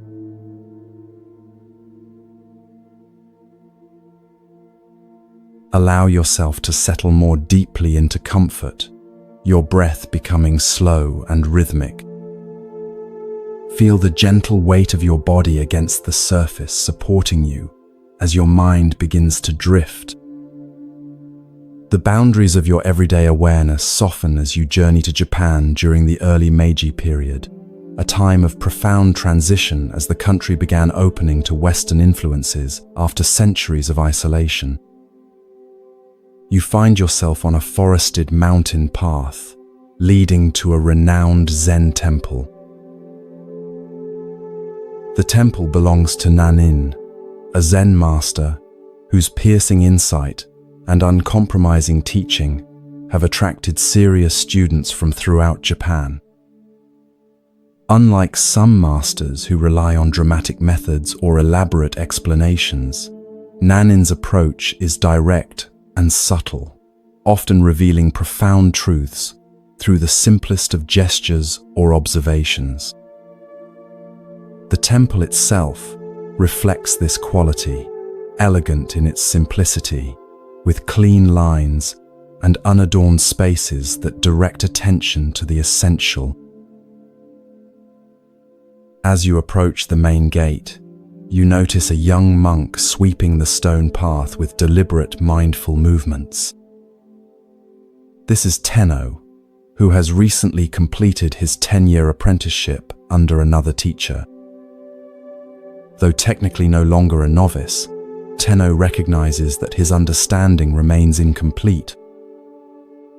He has come to Nanin seeking further refinement of his practice and deeper insight into the nature of Zen. Tenno has already been with Nanin for several months. Each day follows a rigorous schedule of meditation, work practice, and study. You've observed that Tenno approaches these activities with admirable discipline and sincerity. His meditation posture is impeccable, his work thorough, his conduct respectful. By all conventional measures, he appears to be an exemplary Zen student. This morning, after completing his assigned tasks, Tenno approaches Nanin's quarters for Sanzen, the private interview between master and student that is at the heart of Zen training. These meetings typically focus on the student's understanding of assigned koans or direct questions about their practice. You follow at a respectful distance, curious about what will transpire between them. As is customary, Tenno kneels outside Nanin's door, bows, and announces his presence with a small wooden gong. From inside, Nanin's voice invites him to enter. The master sits in simple robes on a cushion, his weathered face revealing little expression as Tenno bows and takes his place across from him. "How is your practice progressing?" Nan-in asks, his voice neither warm nor cold, but attentive. "I believe I am making steady progress, Master," Tenno responds. I maintain mindfulness during seated meditation, walking practice, and temple work. I observe the precepts with care and study the sutras diligently. Nanin nods slightly. His next question comes unexpectedly. And when you sleep? Tenno hesitates, clearly caught off guard. I do not know how to practice while sleeping, Master. Then your practice is not yet complete, Nan instates simply. He reaches for his tea bowl, indicating that the interview is finished. Tenno bows and withdraws, his face reflecting confusion and concern. Over the following days, you notice him approaching his practice with even greater intensity, extending his meditation sessions, performing his tasks with painstaking attention, and studying late into the night. Yet when he returns for his next interview with Nanin, the exchange follows a similar pattern. Have you learned to practice while sleeping? Nanin asks. Tenno bows his head. Not yet, Master. But I have increased my waking practice. I now meditate before dawn and continue until late evening. That is commendable, Nanin acknowledges, but your practice remains incomplete. This pattern continues for several months. Tenno exhausts himself with ever more rigorous practice during waking hours, yet Nanin's assessment remains unchanged. You begin to notice the physical toll on Tenno. His face grows gaunt, dark circles form under his eyes, and his movements, though still mindful, carry a quality of strain rather than natural presence. One day, as autumn leaves begin to fall, something shifts. Instead of intensifying his formal practice even further, Tenno appears to step back. He continues his daily activities but with a different quality, less striving, more ease. He begins to take afternoon walks in the forest. Sometimes he sits by the stream near the temple, doing nothing in particular. He even allows himself adequate rest at night, rather than pushing his body to extremes of wakefulness. When Tenno next appears for his interview with Nanin, a subtle change is evident in his demeanor. There is a natural relaxation in his posture, a clarity in his eyes that wasn't visible before. After the customary bows, Nanin again asks his question, "Have you learned to practice while sleeping?" "Master," Tenno responds with a small smile, "when I sleep, I just sleep." Nanin's face breaks into a warm smile, the first you've seen from the usually reserved master. "Now your practice is beginning to mature," he says. "When you sit, just sit. When you walk, just walk. And when you sleep, just sleep." This is the heart of Zen, to be completely present in each activity, without adding anything extra. From that day forward, Tenno's training with Nanin takes on a new dimension. Rather than focusing solely on formal meditation periods, Nanin begins to emphasize what might be called every-minute Zen, the practice of bringing complete presence to each moment of daily life. Whether eating, cleaning, conversing, or resting, Tenno learns to be fully there, without division or distraction. Years later, when Tenno has become a teacher in his own right, a student asks him about the most important turning point in his training. Tenno smiles and shares the story of his struggle to practice while sleeping. I had been approaching Zen as something to achieve, a state to attain through effort, he explains. What Nan-in helped me realize was that authentic practice isn't about adding a special Zen quality to our activities. It's about removing the barriers to fully experiencing what is already here. When we sleep, we completely become sleep. When we eat, we completely become eating. No separation, no observer standing apart from experience. This is every minute Zen. This simple yet profound story illuminates several essential aspects of authentic spiritual practice.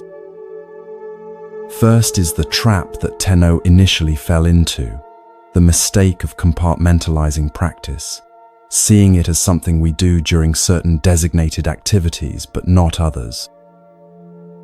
Many of us make this same error, believing that spirituality happens in meditation halls, yoga studios, or houses of worship, but remains separate from ordinary life. We create an artificial division between sacred and secular, practice time, and the rest of our day. Nanin's persistent question about practicing while sleeping challenged this compartmentalization. Sleep represents the ultimate non-doing state. We cannot approach it through effort or control. We cannot force ourselves to sleep through willpower, nor can we remain consciously vigilant while sleeping. By highlighting this apparent paradox, Nanin was pointing to a fundamental misunderstanding about the nature of practice itself. Notice how Tenno initially responded by intensifying his efforts during waking hours, a common but misguided approach when we feel our practice is inadequate. We often believe that if our meditation, prayer, or other spiritual activities aren't yielding the results we seek, we simply need to do more of them or perform them more rigorously. This approach reflects a fundamental misunderstanding of spiritual practice as primarily a doing rather than a being. The breakthrough came when Tenno shifted from striving to allowing, from trying to practice sleep to simply sleeping. This represents a profound shift from practice as a special activity we perform to practice as the direct, unmediated experience of whatever is happening.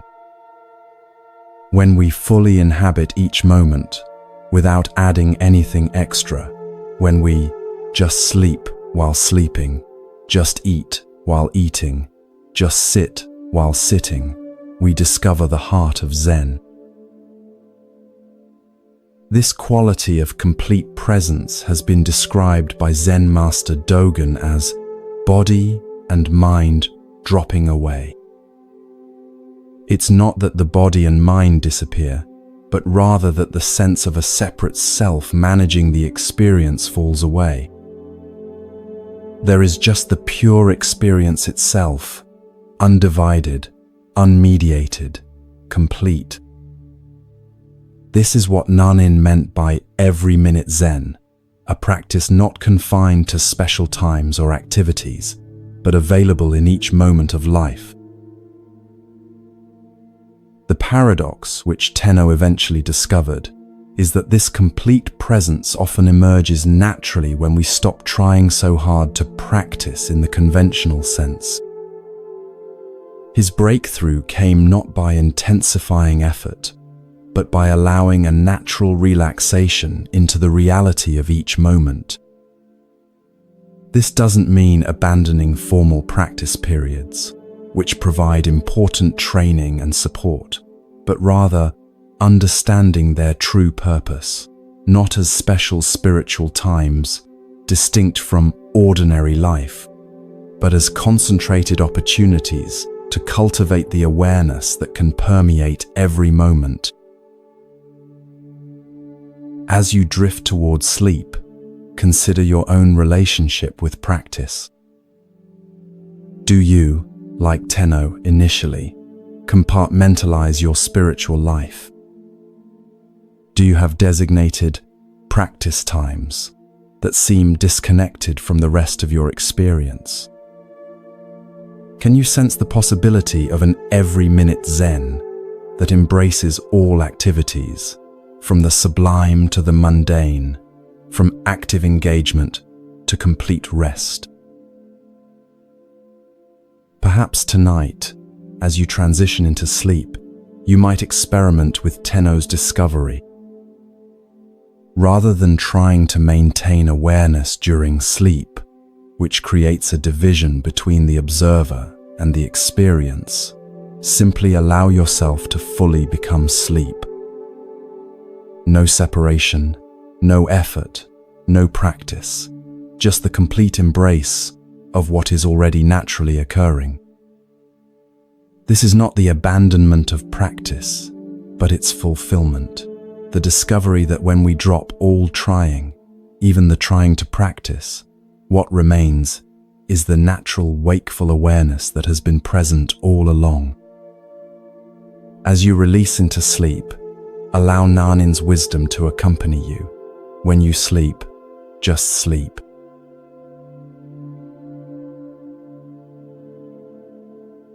Feel your body growing heavier, your breath slower and deeper with each passing moment.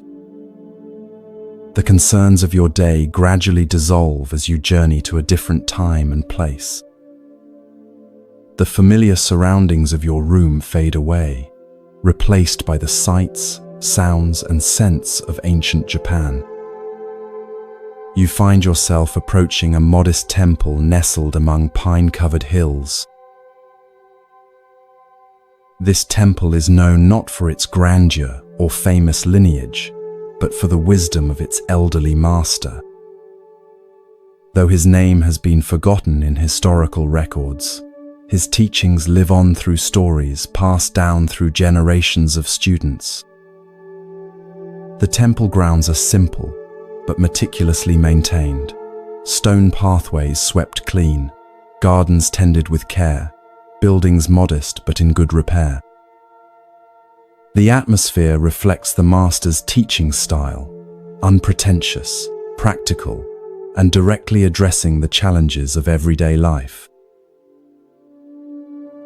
As you approach the main hall, you notice unusual activity. A prosperous merchant has arrived with his entourage, servants carrying elaborate gifts, fine horses tethered nearby, the merchant himself dressed in silk robes that mark his wealth and status. Such a visitor is uncommon at this humble temple, which typically attracts local farmers, tradespeople, and the occasional wandering monk. The merchant appears to be in his middle years, with the confident bearing of one accustomed to respect and deference. Yet there is something in his expression, a subtle tension around his eyes, a slight furrow in his brow, that suggests inner disquiet beneath his prosperous exterior. He has come seeking something that his wealth has been unable to provide. You follow at a respectful distance as the temple attendants guide the merchant to the master's quarters. The old teacher receives him simply, seated on a worn cushion in a room whose only adornments are a scroll with calligraphy and a small vase holding a single flower. The contrast between the merchant's finery and the master's plain surroundings could not be more striking. After the customary greetings and tea, the merchant explains the purpose of his visit. "Venerable Master," he begins, his voice carrying the refined accent of the capital, I have achieved considerable success in my business enterprises. My warehouses are filled with goods, my ships sail to distant ports, and my home lacks no comfort or luxury. He pauses, his expression shifting subtly. And yet, despite these accomplishments, I find no lasting satisfaction. A sense of emptiness persists that no acquisition seems able to fill. The master listens attentively, his weathered face revealing neither judgment nor surprise. When the merchant finishes, the old teacher asks simply, "What do you seek?" The merchant considers this question carefully. "I believe I seek peace of mind," he finally responds. "And perhaps a way to use my resources that brings genuine fulfillment rather than merely adding to my possessions." The master nods, then poses another question. "In your business dealings, what principle guides your determination of fair prices?" Caught off guard by this seemingly unrelated inquiry, the merchant nevertheless answers thoughtfully.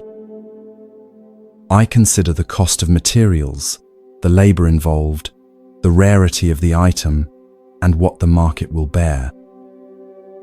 For unique goods, I might increase the price considerably, while common items command only a modest profit. This is the standard practice among merchants. And in your charitable giving," the master continues, "what principle determines the amount you contribute?" The merchant shifts uncomfortably. "I give according to what seems appropriate for a man of my position. For public projects that bring recognition, I might give substantial amounts. For lesser causes, smaller donations suffice."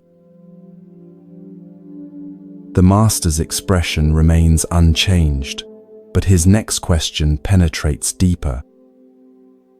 "And how do you determine the value of a human life?" The merchant looks genuinely perplexed. "I don't understand, master. How can one assign value to a life?" "Yet you do so regularly," the master responds quietly. "When you decide how much profit to extract from those who labor for you, when you determine what portion of your wealth to share with those in need, when you pass a beggar on the street and decide whether to look away or offer assistance, in all these moments you are assigning value to human lives, including your own." A long silence follows as the merchant absorbs this perspective. Finally, he asks, "How then should I determine the proportion of my wealth to share with others?" Instead of answering directly, the master stands and gestures for the merchant to follow him outside. They walk to a small pond near the temple, where lilies float on the surface and koi fish swim lazily below. The master picks up a smooth stone from the path and hands it to the merchant. "Drop this into the pond," he instructs. The merchant does so, and they both watch as the stone breaks the surface, creating concentric ripples that spread outward across the entire pond. "The exact proportion," says the master, pointing to the ripples, "is this: to the extent that your actions honor the interconnectedness of all life, you will find the peace you seek. When you truly understand that your well-being and the well-being of others cannot be separated, just as these ripples cannot be contained to one part of the pond, authentic generosity naturally emerges. It is no longer a calculation of how much to give away, but a recognition that genuine wealth lies in creating ripples of benefit that extend beyond yourself. The merchant stands quietly by the pond, watching as the ripples gradually subside and the water returns to stillness, reflecting the sky above. Something shifts in his expression, a softening around the eyes, a release of the subtle tension he carried. Without speaking, he and the master return to the temple. Before departing, the merchant arranges to leave a generous donation for the temple. But more significantly, he speaks with the master about establishing a new approach to his business, one that will ensure fair compensation for workers, reasonable prices for customers, and systematic support for those in need throughout the regions where he conducts trade. These are not haphazard charitable gestures, but a fundamental restructuring based on the principle of interconnection that the master revealed through the ripples in the pond. Years later, the merchant's business enterprises become known not just for their commercial success, but for their positive impact on entire communities. The exact proportion that the master revealed has transformed not only the merchant's approach to wealth, but his experience of life itself. The emptiness that drove him to seek the master's guidance has been replaced by a sense of purpose and connection that no amount of mere acquisition could have provided. This story illuminates profound truths about our relationship with resources, generosity, and the nature of true fulfillment. At its heart is the recognition that we exist in a web of interconnection where artificial boundaries between self and other obscure a deeper reality. The master's demonstration with the stone and pond offers a vivid metaphor for this truth.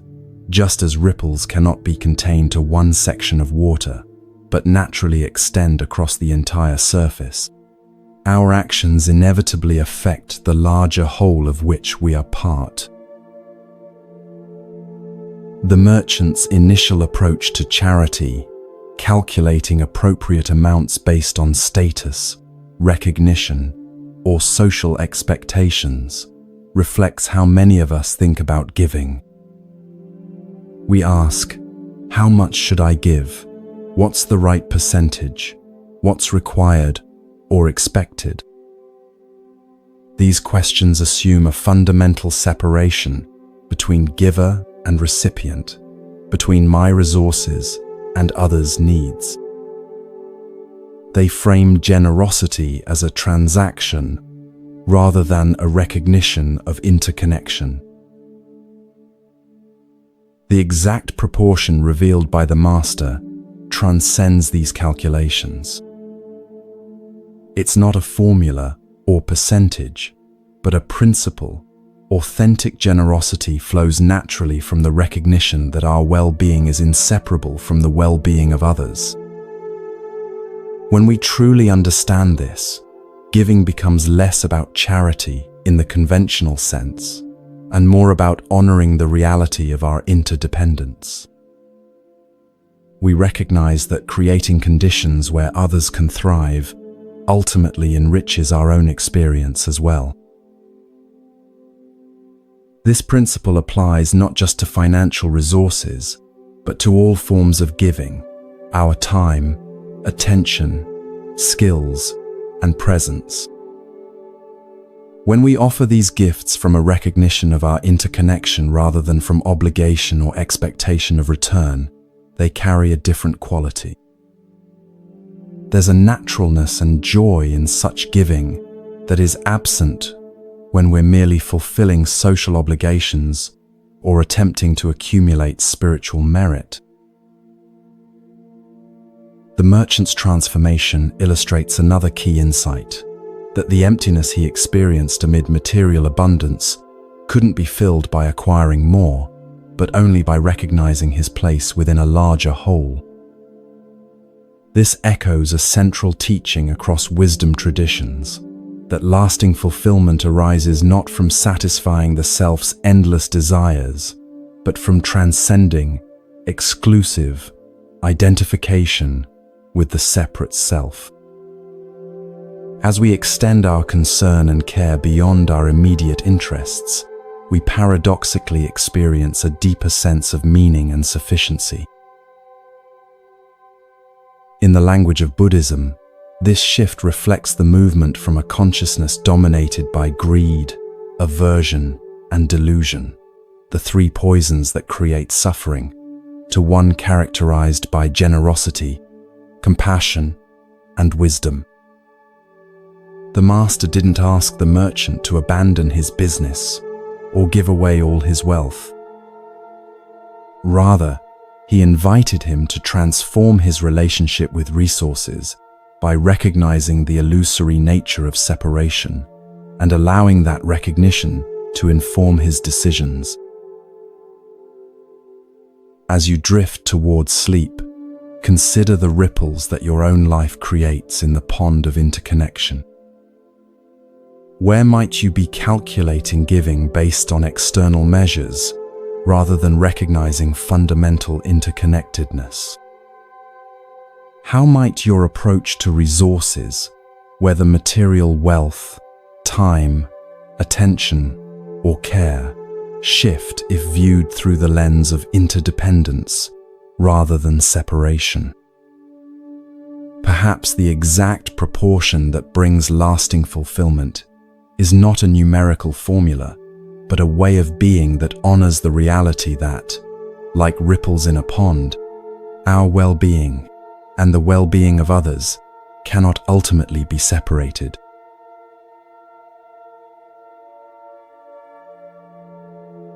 Feel yourself drifting deeper into relaxation, your body becoming comfortably heavy as your mind grows lighter. The boundaries between waking and dreaming begin to blur as you journey to feudal Japan, to a time when Zen Buddhism was flourishing throughout the country. The concerns of your day gradually dissolve as you find yourself approaching a mountain temple known for its rigorous training and the profound wisdom of its master. The temple is nestled among ancient cedars that sway gently in the mountain breeze. Stone lanterns line the path leading to its entrance, and the air carries the delicate scent of incense. Unlike the grand temples of Kyoto, this one is relatively modest, its beauty lying in its harmony with the natural surroundings rather than in elaborate ornamentation. This is a place dedicated to serious practice rather than ceremonial display. As you approach the main gate, you notice an unusual visitor arriving, a scholar dressed in the fine robes of the educated elite, accompanied by several attendants carrying scrolls and writing materials. This is clearly no ordinary pilgrim seeking simple spiritual guidance. The scholar's bearing suggests someone accustomed to academic debate and intellectual mastery, rather than the humble posture typical of those who come to study Zen. You learn from overhearing the temple monks that this visitor is a renowned philosopher and scholar who has written extensively on Buddhist doctrine. His commentaries on sutras are studied throughout the country, and his reputation for intellectual brilliance is matched only by his confidence in debate. He has come to challenge the temple's master, believing that through rigorous philosophical questioning, he can either expose limitations in the Zen approach or gain new insights to incorporate into his scholarly work. The scholar is escorted to the master's modest quarters. You follow discreetly, curious about how this encounter between intellectual prowess and Zen directness will unfold. The master, an elderly monk with a weathered face and clear eyes, receives the scholar without ceremony, inviting him to sit on a simple cushion across from his own.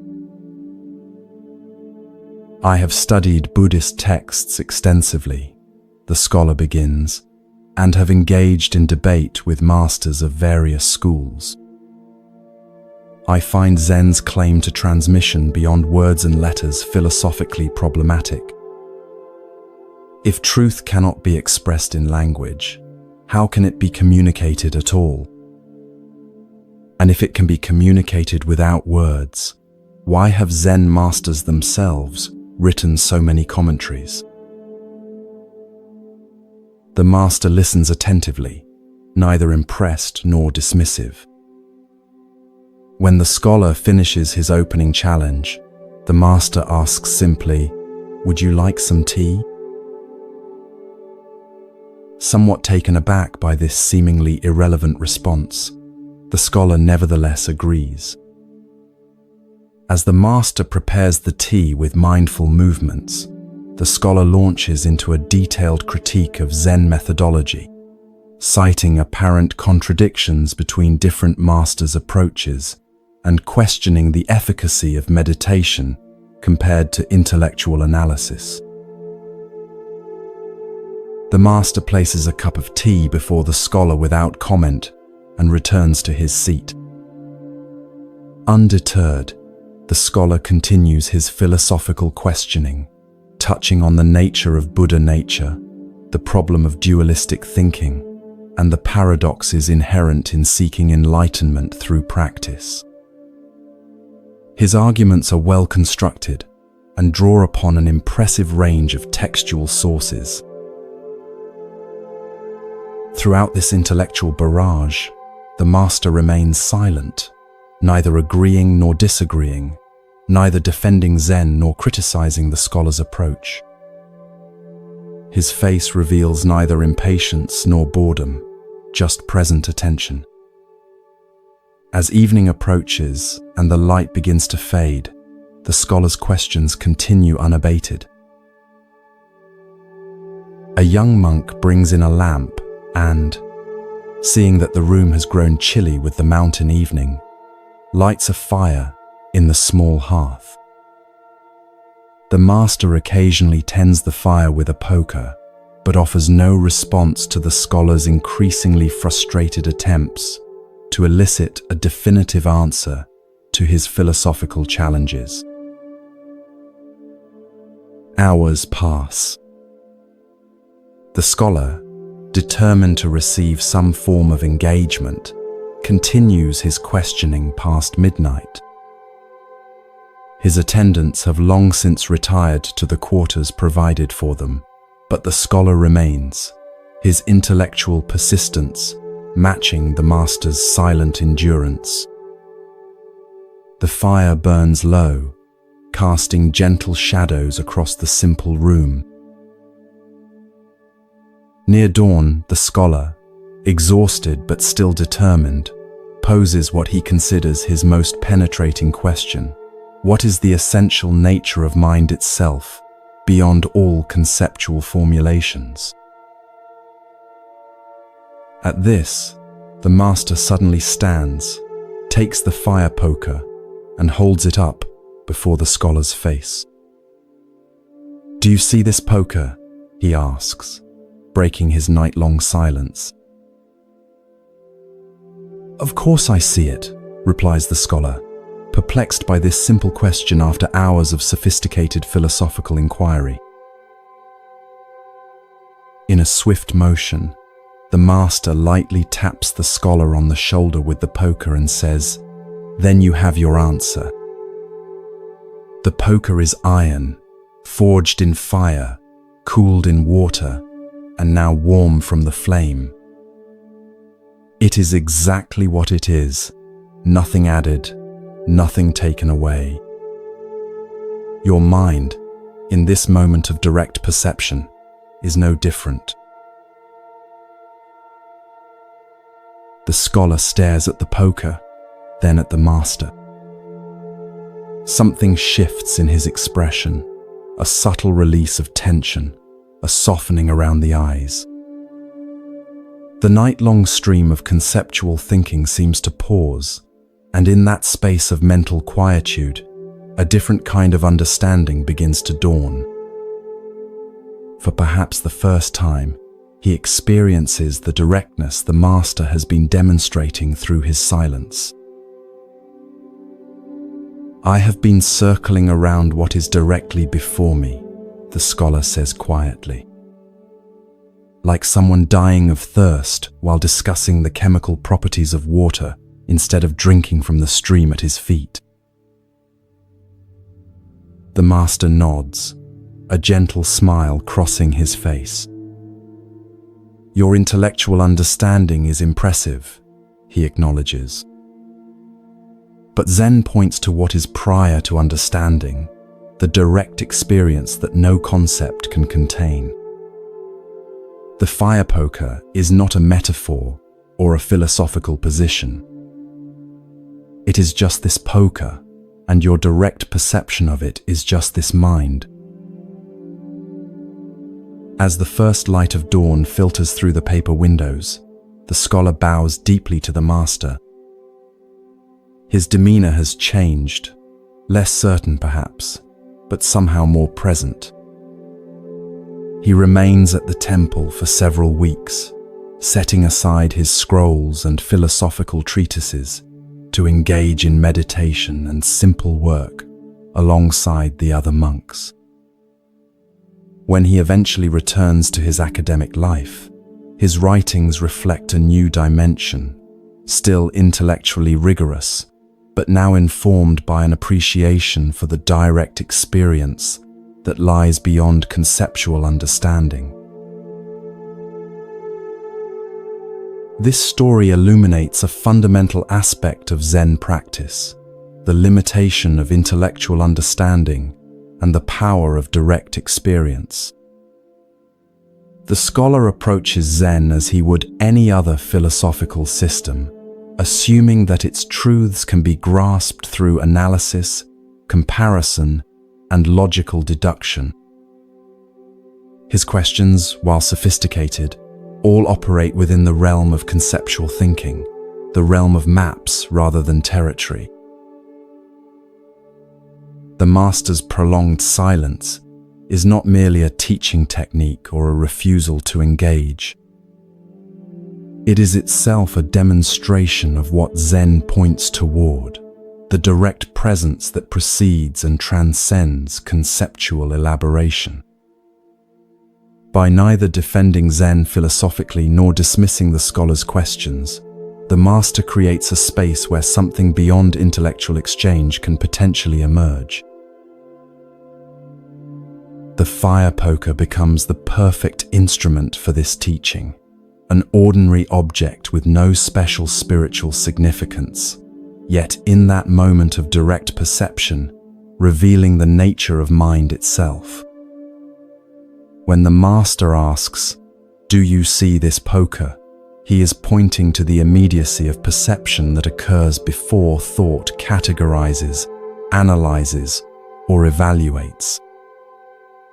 This direct seeing is what Zen means by original mind or Buddha nature, not some mystical state or philosophical concept, but the simple, ordinary awareness that is always present, yet often overlooked as we become entangled in our thoughts about reality rather than reality itself. Notice the critical role of persistence in this story. Had the scholar given up after a few hours of the master's silence, the breakthrough might never have occurred. It was precisely his exhaustion, the wearing down of his habitual intellectual approach, that created the conditions for a different kind of understanding to emerge. Sometimes, our most cherished mental habits must be exhausted before we can experience the simplicity that lies beyond them. This parallels the experience of many who practice meditation. Often, We begin with concepts about what meditation should accomplish or what enlightenment might feel like. We analyze our experiences, evaluate our progress, and compare our practice to our expectations. Only when this conceptual approach is thoroughly exhausted, often after many hours on the cushion, does the mind naturally settle into direct presence, neither grasping at experiences nor rejecting them, simply being with what is. The scholar's realization that he has been circling around what is directly before me reflects a universal human tendency. We often become so engrossed in our thoughts about reality that we miss the direct experience of it. We analyze relationships instead of being fully present with others, theorize about happiness rather than noticing moments of contentment when they arise, accumulate spiritual concepts instead of living from the awareness that all such concepts attempt to describe. The master's acknowledgement of the scholar's intellectual abilities is significant. Zen doesn't reject intellectual understanding, it simply recognizes its limitations. Concepts and analyses have their place. They help us organize experience, communicate with others, and solve practical problems. But they are tools rather than the truth itself, maps rather than the territory they represent. When we mistake the map for the territory, when we confuse our concepts about reality with reality itself, we remain trapped in what Zen calls the ghost cave of conceptual thinking. As you drift towards sleep, consider where in your own life you might be circling around what is directly before you. Perhaps you've read many books about mindfulness without experiencing the simple presence of this moment. Maybe you've analyzed a relationship extensively without being fully present with the actual person. Or perhaps you've accumulated spiritual concepts while overlooking the awareness in which all concepts appear. The fire poker is always right here, in the sound of your breath, the feeling of your body against the bed, the simple awareness that witnesses all experience. No special state is required to access this directness. It's available in every ordinary moment, requiring only that we pause our endless thinking about experience long enough to experience directly. As the Zen saying goes, don't mistake the finger pointing at the moon for the moon itself. All spiritual teachings, including this story, are merely fingers pointing toward the direct experience that is always available, always present, waiting to be recognized beneath the stream of our thoughts about it.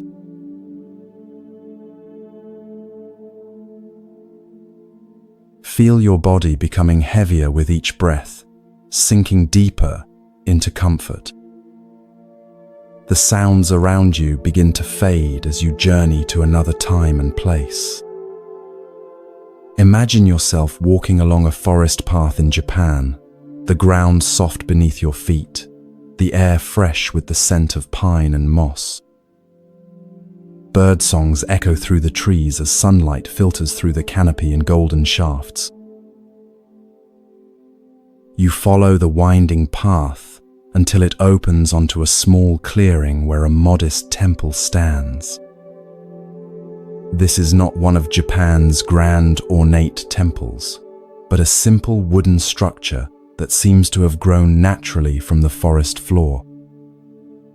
A stream runs nearby, its gentle murmur creating a perfect backdrop for meditation. This is the temple of Gasan, a respected Zen teacher known for his clear wisdom and open mind. As you approach, you notice unusual activity today.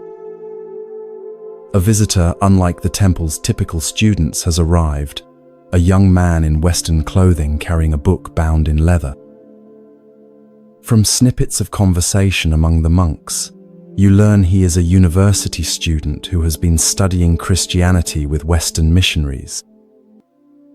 Curious about how different spiritual traditions might compare, he has come to show Ghassan some passages from the Christian Bible and hear the Zen master's perspective. You follow as the young man is led to Ghassan's simple quarters. The room contains only a low table, a few cushions, and a scroll with calligraphy hanging in the alcove. Ghassan himself sits in meditation, his eyes open but focused on nothing in particular. Though probably in his 60s, his posture is straight and vital, his presence conveying both alertness and profound ease. The student bows respectfully and introduces himself. Ghassan gestures for him to sit on a cushion nearby. You can feel the nervousness in the young man as he carefully places his Bible on the low table between them. He's clearly unsure how this Zen master might react to Christian scripture. "Master Ghassan," he begins, his voice betraying a slight tremor, "I have been reading the Christian Bible with missionaries from America. I find some of its teachings beautiful, but I wonder how they compare with Zen wisdom. Would you be willing to hear some passages and share your thoughts?" Ghassan's face remains serene, neither eager nor reluctant. He nods simply, and you can see some of the tension leave the student's shoulders. The young man carefully opens his Bible, the pages making a soft crackling sound in the quiet room. He turns to a marked section and begins to read, "And why take ye thought for raiment? Consider the lilies of the field, how they grow. They toil not, neither do they spin. And yet I say unto you, that even Solomon in all his glory was not arrayed like one of these." The student pauses, watching Ghassan's face for a reaction. The master's eyes have softened, and a subtle smile plays at the corners of his mouth. "Whoever uttered those words," Ghassan says quietly, "I consider an enlightened man." Surprise and delight flash across the student's face. He hadn't expected such immediate appreciation from a Buddhist master for Christian scripture. Encouraged, he turns to another passage and continues reading. "Ask, and it shall be given you. Seek, and ye shall find. Knock, and it shall be opened unto you. For everyone that asketh receiveth, and he that seeketh findeth, and to him that knocketh it shall be opened." The late afternoon sun casts long shadows across the room as Ghassan listens intently. When the student finishes, the master nods thoughtfully. You can feel the student holding his breath, waiting for the response. "That is excellent," Ghassan says, his voice warm with genuine appreciation. Whoever said that is not far from Buddhahood. The look of joy on the student's face is unmistakable. You can almost see his conception of spiritual boundaries dissolving before your eyes. What he had perhaps imagined as competing religious systems now appears in a new light, as different expressions of the same fundamental truths. As twilight approaches, student and master continue their conversation, the atmosphere growing increasingly warm and open. You notice how Ghassan neither adopts Christian terminology nor attempts to convert the passages into Buddhist concepts. He simply recognizes truth when he encounters it, regardless of its source or packaging. Later, as the student prepares to leave, he asks one final question. Master Gassen, do you find that the essential teachings of Christianity and Buddhism are the same? Gassen looks at him with clear eyes that seem to see far beyond the surface of things. Truth is truth, he replies simply. When we recognize the lilies of the field in their suchness, when we understand the nature of seeking and finding, these insights transcend any single tradition. The packaging may differ, but when genuine wisdom speaks, those with open hearts recognize it, whether it comes from the Buddha, Jesus, or the wind in the pine trees.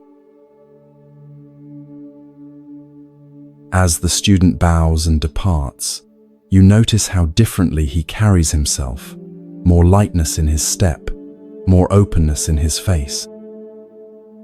He came seeking comparison and perhaps validation of one tradition over another. He leaves with something far more valuable, a glimpse of the universal truth that all genuine spiritual paths point toward. This simple yet profound encounter reveals much about the nature of true spiritual understanding. Gassen demonstrated what we might call religious literacy, the ability to recognize wisdom regardless of its source or the tradition from which it emerges. Rather than getting caught in doctrinal differences or theological debates, he went straight to the heart of the teachings themselves. The passages the student read contain insights that align perfectly with Zen understanding. Consider the lilies of the field points to the natural perfection that exists prior to human striving, what Zen might call our original nature that needs no adornment or improvement. Just as the lilies grow naturally, without effort or anxiety about their appearance, our true nature manifests most perfectly when we stop trying to enhance or perfect ourselves through endless striving. Similarly, "Seek and ye shall find" reflects the Zen understanding that our essential nature, what some traditions call Buddha nature, is always present but must be recognized through sincere inquiry. The seeking itself becomes a form of finding when approached with genuine openness.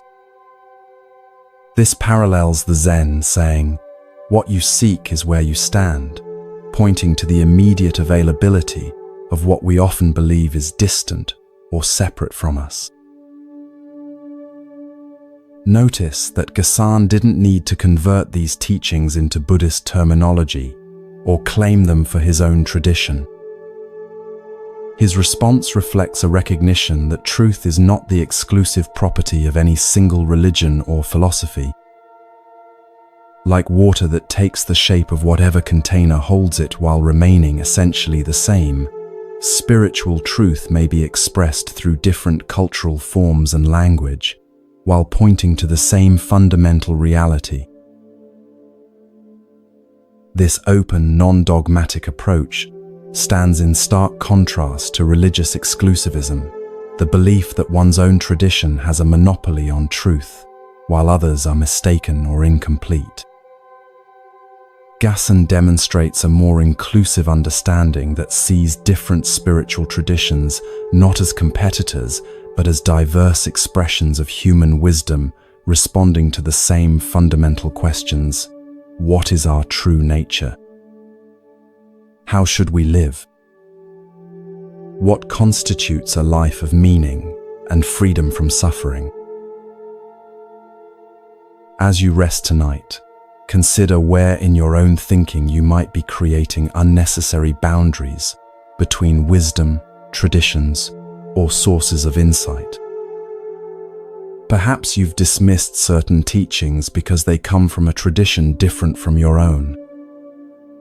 Maybe you've been caught in comparing spiritual paths rather than recognizing the universal truths they all point toward in their own ways. Gassan's approach invites us to become wisdom collectors rather than belief defenders, to recognize truth wherever we encounter it, whether in ancient texts, modern science, artistic expression, or our own direct experience.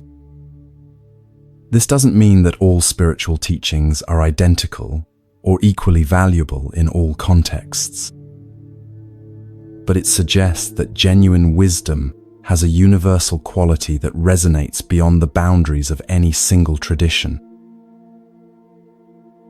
As your awareness drifts towards sleep, imagine yourself sitting in Gassan's simple room, sunlight filtering through paper windows, the sound of the stream mixing with birdsong outside. Feel the openness that comes when we stop deciding in advance where truth can and cannot be found. Like Gassan, we might discover that wisdom speaks in many languages, and that an open heart recognizes its voice, regardless of the words it uses. This recognition doesn't diminish our own tradition, but enriches it, connecting us to the larger human quest for understanding that transcends all boundaries of time, culture, and belief.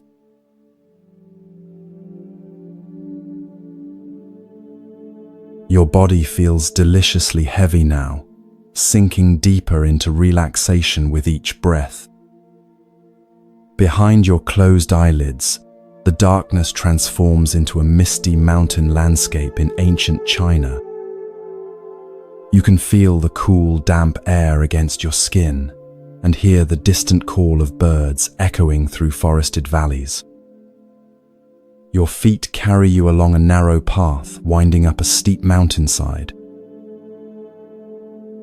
After climbing for what seems like hours, you reach a small plateau where a humble hermitage stands.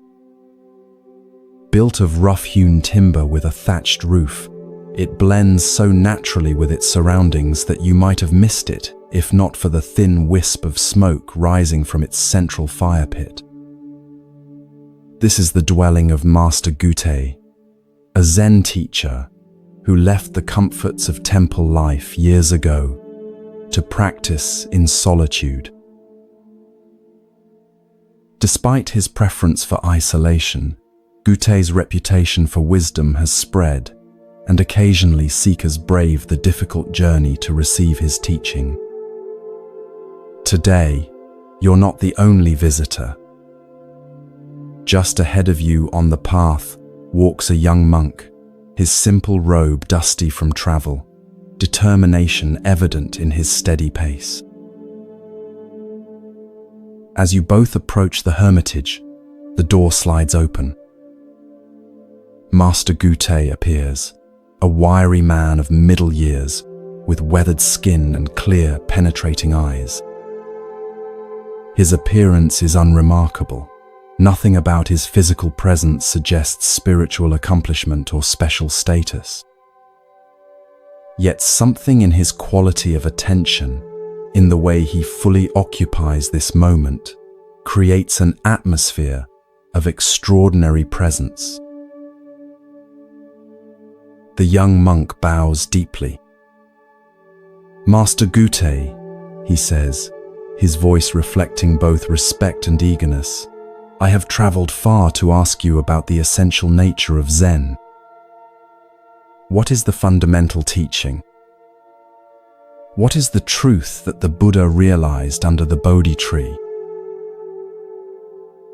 You watch carefully, expecting Gute to respond with a profound statement, perhaps a quote from the sutras or a paradoxical Zen saying.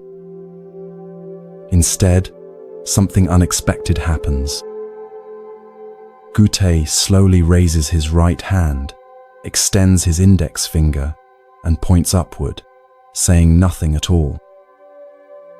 His face remains impassive, yet somehow radiates complete conviction. The young monk appears confused. He waits for further explanation, but none comes. Gute simply stands there, finger raised, in eloquent silence. After several moments, the monk bows again and backs away, clearly unsure what to make of this strange response. You follow the young monk as he makes his way to a small meditation hut nearby, provided for visitors who wish to stay and practice. For several days, he sits in meditation, occasionally walking in the surrounding forest.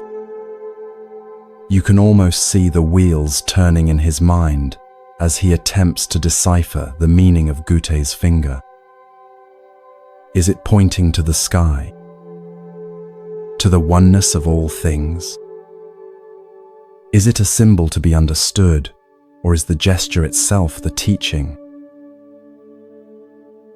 The monk approaches Gute several more times, asking follow-up questions, seeking clarification. Each time, regardless of what is asked, Gute responds only by raising his index finger. Nothing more. You notice how the raised finger itself begins to take on a mysterious power, not as a conceptual explanation, but as a direct expression of something beyond words. Weeks pass. The monk remains at the hermitage, helping with daily chores, carrying water from the stream, chopping firewood, preparing simple meals. Throughout these activities, he continues to contemplate the meaning of the master's finger.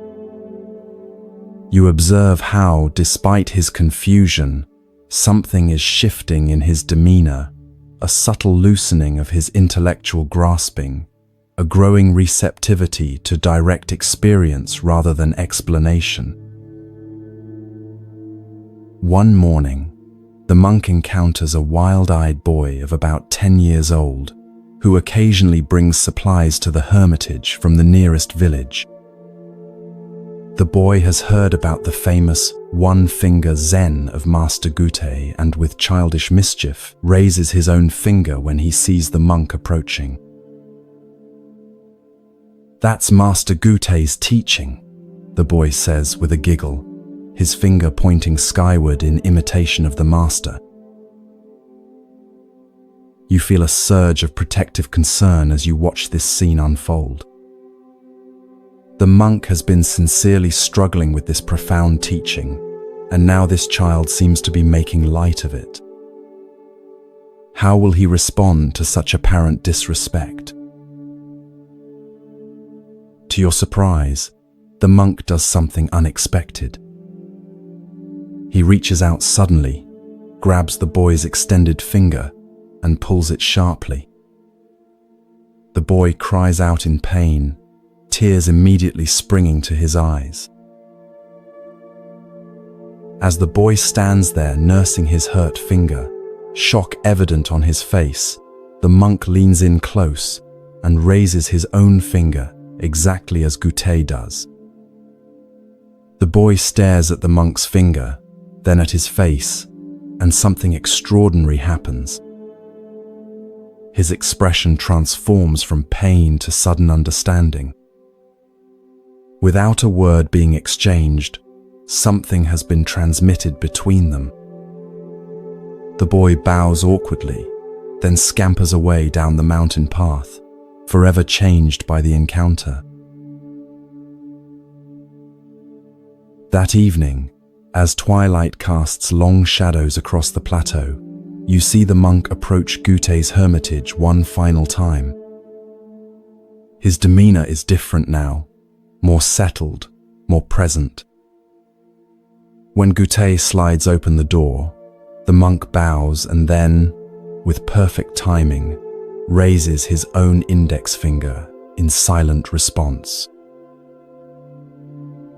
Gute studies him carefully, looking deep into his eyes as if searching for something beyond the mere imitation of the gesture. Whatever he sees there must satisfy him, for his weathered face breaks into a rare smile. Master and student stand facing each other, each with one finger raised, a perfect mirror image. No words are exchanged, yet volumes are communicated in that silent moment. The next day, the monk prepares to depart. As he shoulders his small travel pack, Gute appears to see him off. With a twinkle in his eye, the master raises his finger one last time. The monk bows deeply, turns, and begins his descent down the mountain path. You notice he doesn't look back, yet somehow carries Gute's presence with him, not as a memory or concept, but as a living reality that has become part of his own being. Years later, the monk himself becomes a respected teacher. When students come asking about the essential nature of Zen, he simply raises his index finger, carrying forward Gute's direct transmission.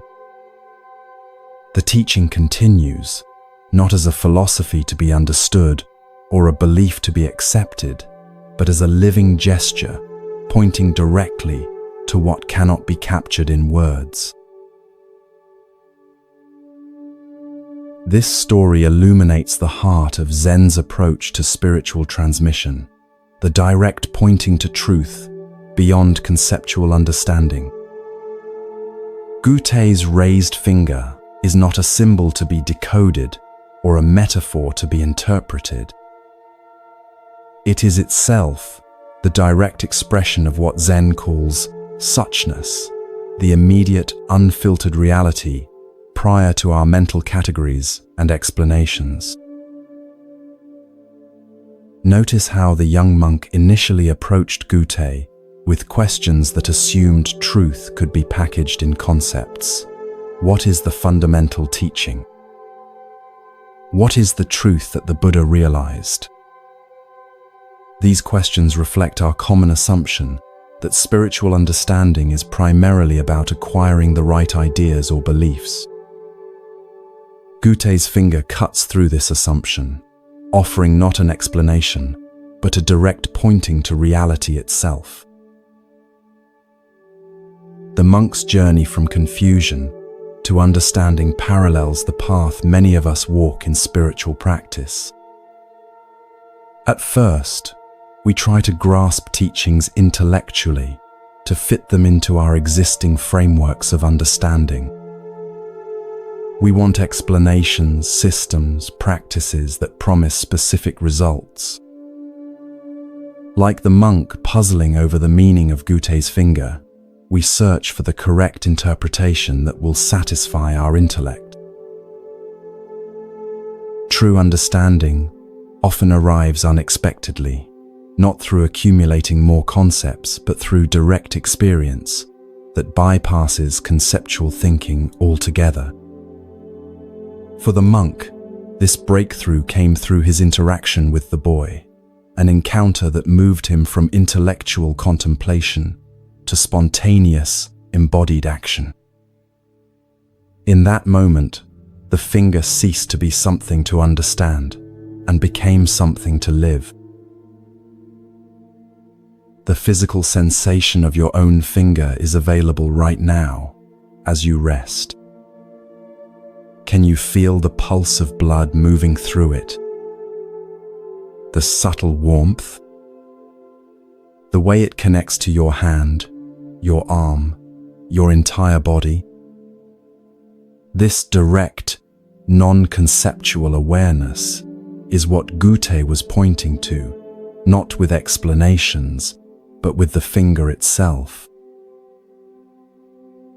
In Zen, this direct transmission from teacher to student, outside the sutras, beyond words and letters, is considered the essence of the tradition.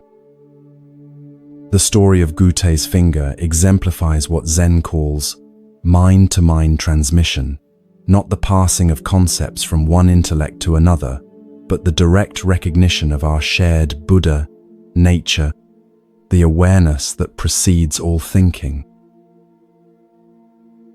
This approach can seem frustratingly opaque to modern seekers accustomed to detailed explanations and step-by-step instructions.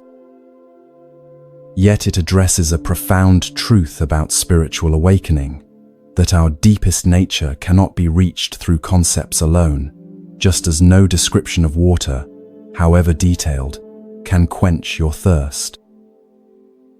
Only direct experience satisfies. As you drift towards sleep, imagine yourself on that misty mountain plateau with Gute. Feel the cool air on your skin, hear the distant call of birds. When he raises his finger, look not at what it might symbolize or represent, but at the direct reality of this moment, the sensations in your body, the rhythm of your breath, the spacious awareness in which all experience arises. Like the monk who eventually understood, you too might discover that the deepest truths are not grasped through thinking but realized through direct presence with what is, just as it is. Gute's finger continues to point the way, even now, even here.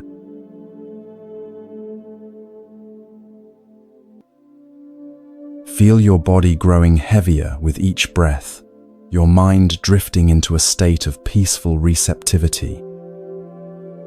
The familiar surroundings of your room gently fade as you journey to a different time and place.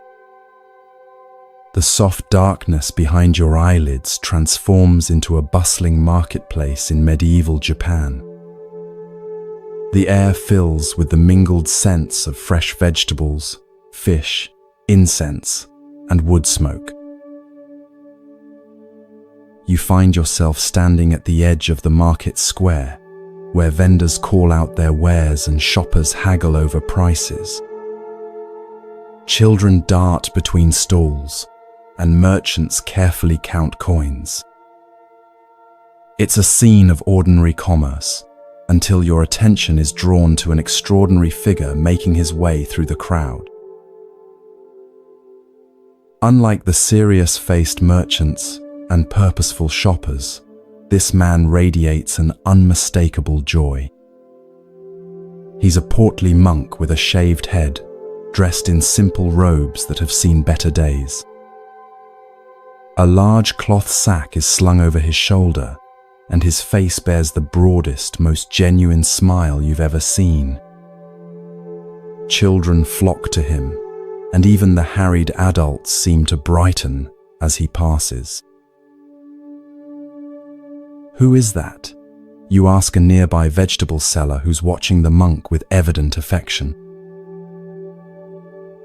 That's Hote, she replies, smiling herself now. Some call him the Happy Chinaman, though no one knows if he really came from China. He's been wandering these parts for as long as anyone can remember. You follow Hote as he makes his way through the marketplace. Unlike other monks who solemnly request alms, Hote seems to be giving rather than receiving. From his large sack, he produces small treats for the children, sweet rice cakes, tiny carved wooden animals, colorful pebbles that catch the light. Each gift is presented with a delighted laugh, as if the giving brings him more joy than the receiving could possibly bring the children. The adults, too, receive his gifts, though theirs are often less tangible. For a frazzled mother with a crying infant, he produces a moment of unexpected peace by making silly faces that transform the baby's wails into giggles. For a merchant whose vegetables are beginning to wilt in the afternoon sun, he creates a makeshift shade from his own wide-brimmed hat. For an elderly man struggling with a heavy load, he offers not just help, but companionship, telling a story that transforms the labor into a shared pleasure. you notice something curious about Hotei's famous sack. Though he continually takes things out of it, toys, treats, practical tools, it never seems to empty.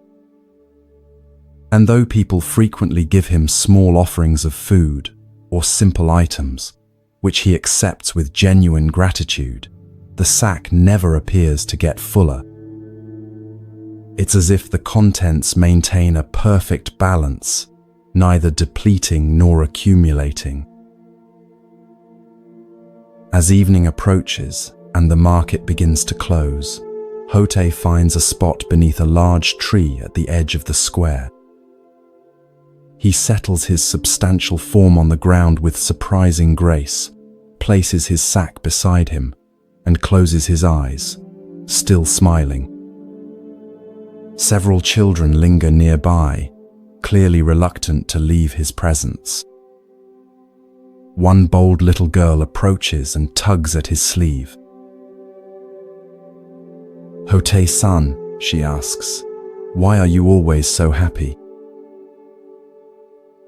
Hotei opens his eyes and regards her with such warmth that you can almost feel it from where you stand.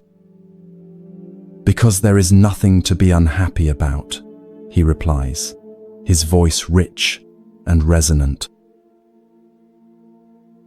The girl frowns, clearly unconvinced. "But sometimes sad things happen," she persists. "Sometimes people are mean, or things break, or it rains when you want to play outside." Hotei nods thoughtfully. "Yes, all these things happen," he agrees. "But being unhappy about them is like carrying 2 sacks instead of 1. He pats the cloth bag beside him. "This sack I carry holds everything I need for today, no more, no less. If I carried another sack filled with worries about yesterday and fears about tomorrow, I would be too burdened to play with you or enjoy this beautiful evening." The girl considers this, her small face serious. "But how do you put down that second sack?" she asks. Hotei's laugh rings out, full of genuine delight at her wisdom. "That's the best question," he exclaims. "You put it down by noticing when you're carrying it. Right now, for instance, are you carrying that heavy second sack, or are you simply here with me under this tree?" The girl's face clears, and she giggles. "I'm here with you." "Exactly," says Hotei, his smile somehow growing even wider. "And that's all there ever is, just this moment, this place, this encounter. When we're fully here, the second sack disappears all by itself." As darkness falls, parents call their children home. The girl gives Hotei a quick, impulsive hug before skipping away. You watch as Hotei settles himself for the night, using his sack as a pillow, seemingly as content to sleep under the stars as anyone might be in the finest palace. The next morning, you follow Hotei as he continues his wandering.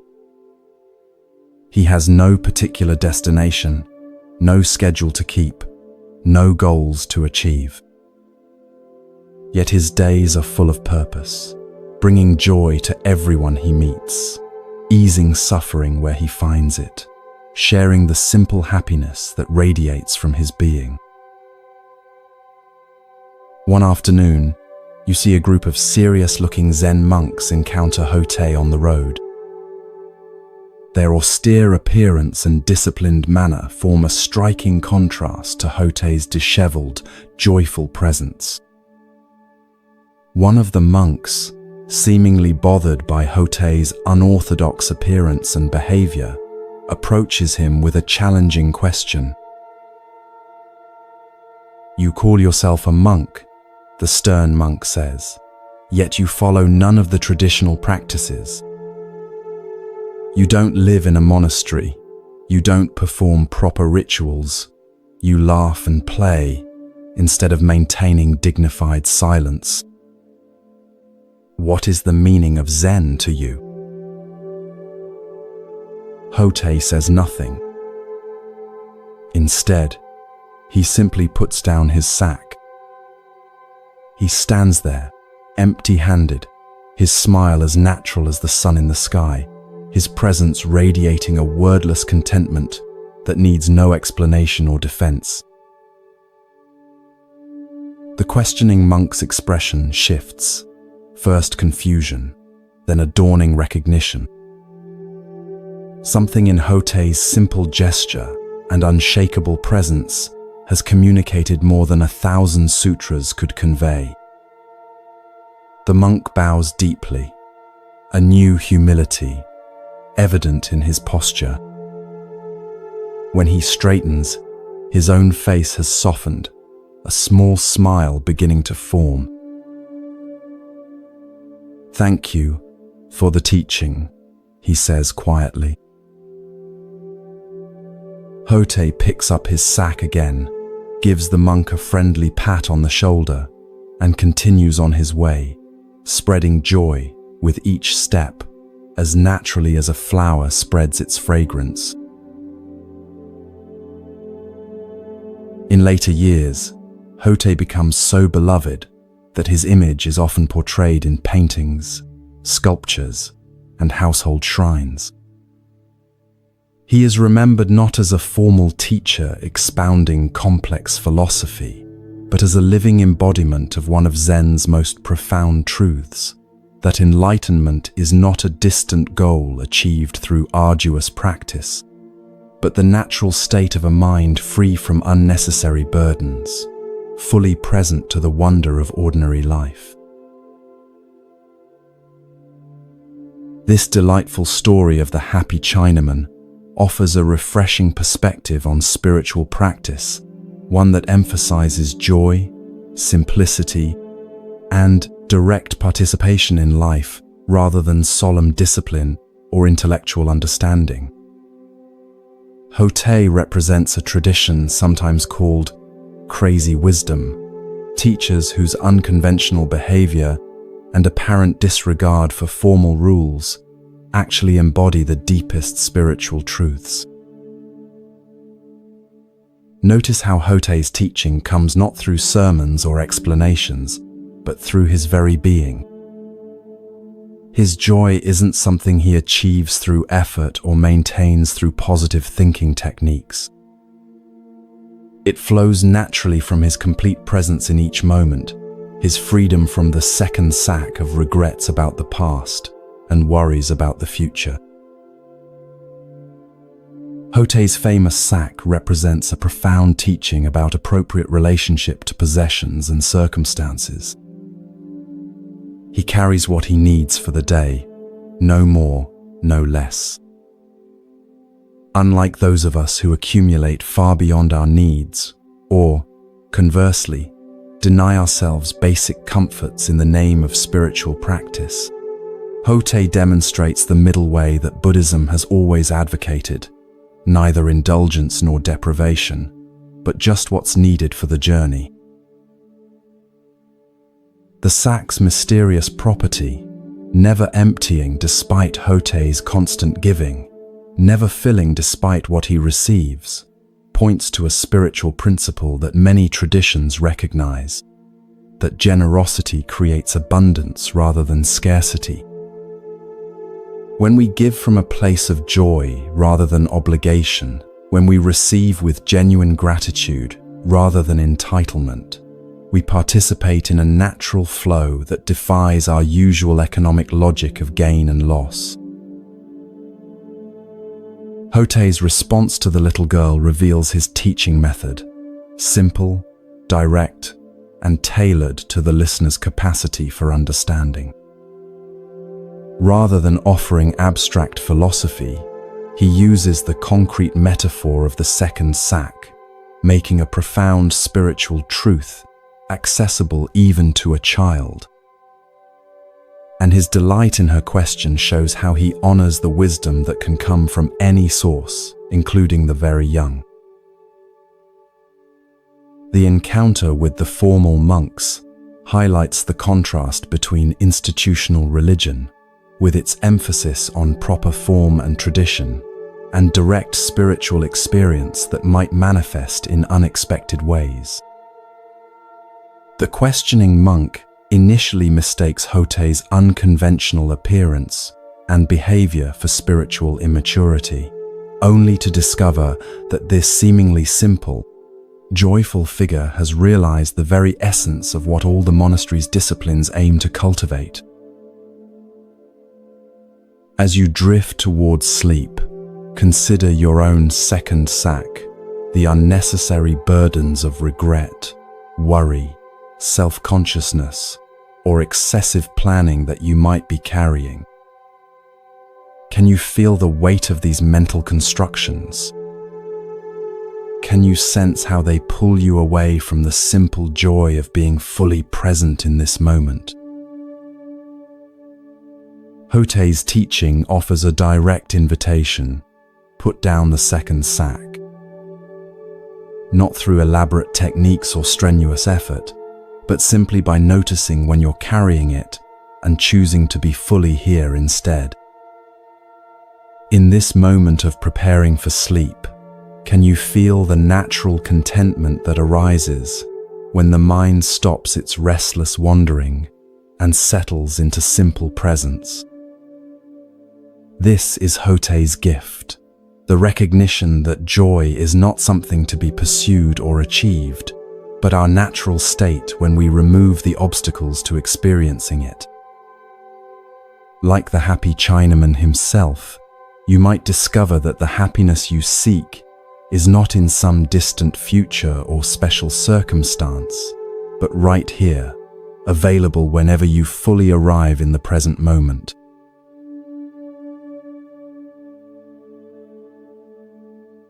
Feel your body melting into deep relaxation, each breath taking you further into tranquility. As the concerns of your day dissolve, allow your mind to journey to ancient Japan, to a time when Zen teachings were flourishing throughout the land. The familiar surroundings of your room transform into a serene mountain landscape, where a small Zen temple nestles among towering pines. Mist drifts through the valleys below as morning sunlight gilds the temple's curved roof. This is the temple where Master Shinkan teaches.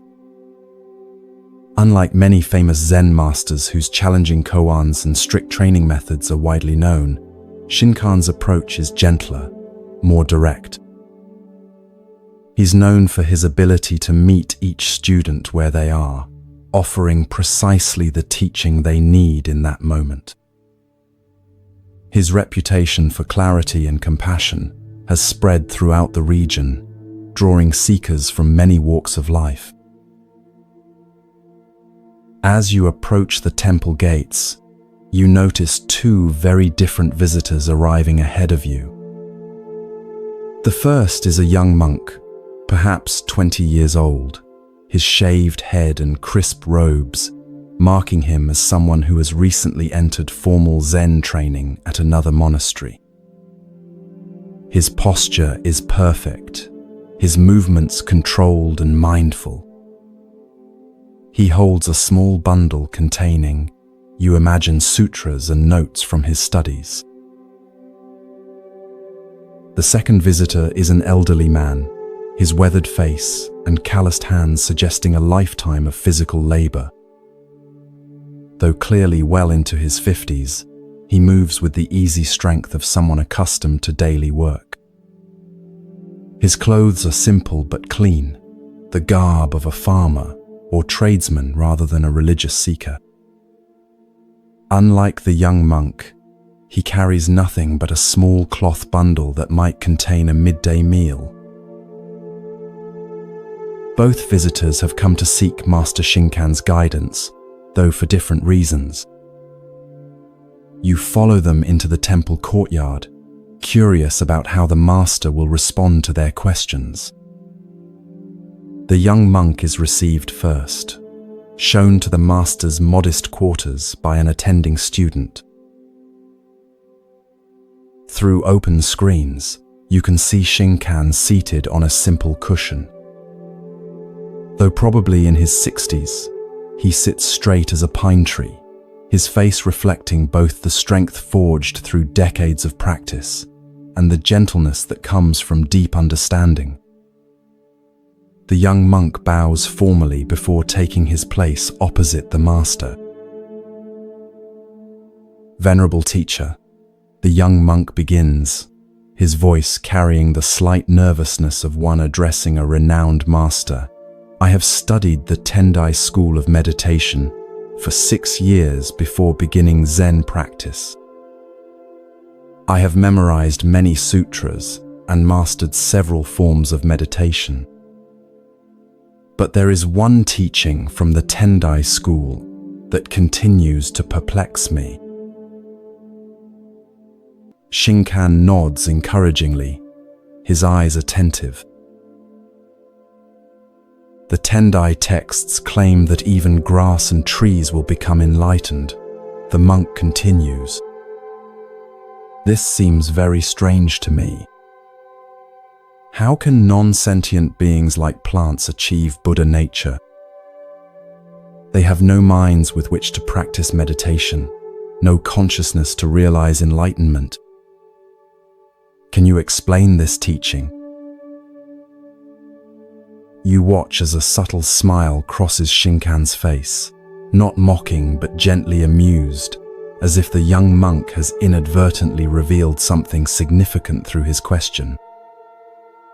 The master is silent for a moment, studying the earnest face before him.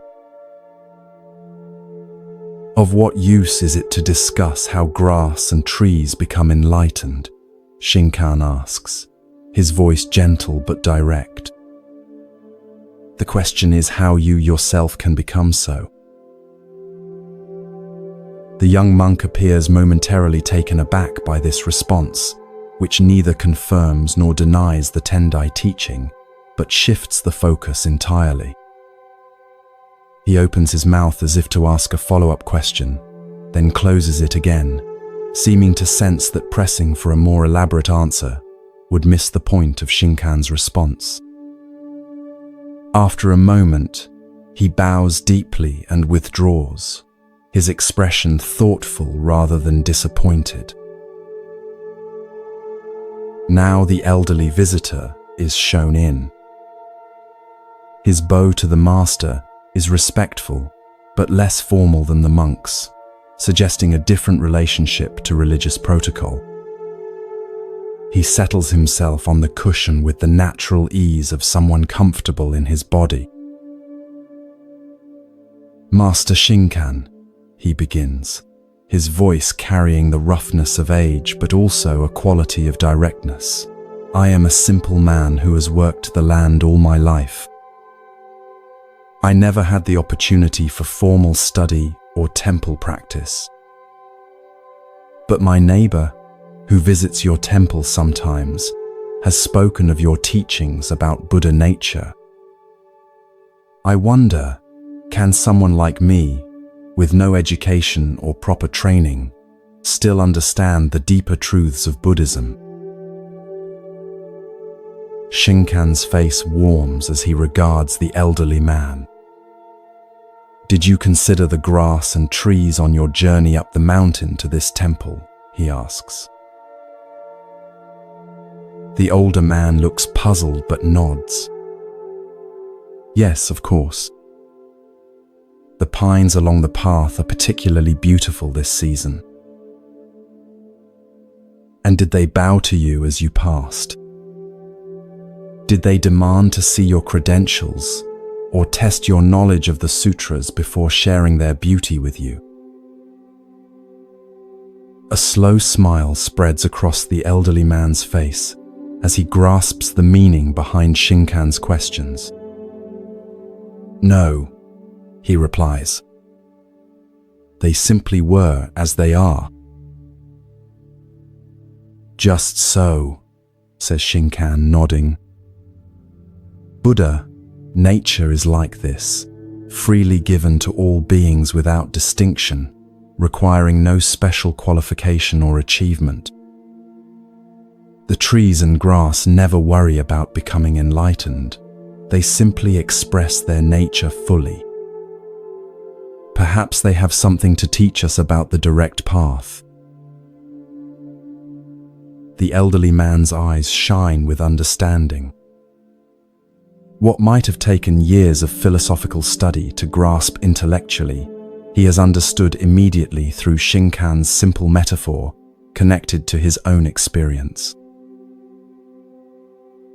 As the older man leaves, you notice the young monk waiting in the courtyard, still contemplating Shinkan's response to his question. Seeing the elderly visitor's peaceful expression, the monk approaches him.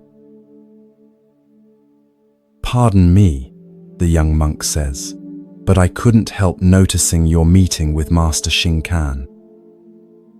May I ask what teaching he shared with you?" The elderly man smiles. "He helped me understand how grass and trees become enlightened," he replies simply, then continues on his way down the mountain path, leaving the young monk staring after him in astonishment. This elegant story illuminates several profound aspects of Zen wisdom and teaching. At its heart is the contrast between intellectual understanding and direct realization, a distinction that lies at the core of Zen practice. The young monk, with his years of formal study and memorization of sutras, approaches spiritual practice primarily through concepts and theories. His question about grass and trees becoming enlightened reflects this conceptual orientation. He's trying to fit a puzzling teaching into his intellectual framework. Shinkan's response, "Of what use is it to discuss how grass and trees become enlightened?" The question is how you yourself can become so, gently redirects the monk from abstract speculation to the essential matter of personal awakening. This redirection is not a dismissal of the monk's question, but an invitation to move from third-person theorizing to first-person investigation. True Zen understanding doesn't come from accumulating concepts about enlightenment, but from directly realizing one's own Buddha nature. Notice how differently Shinkan approaches the elderly visitor, whose question comes not from academic interest, but from genuine concern about his own spiritual possibility.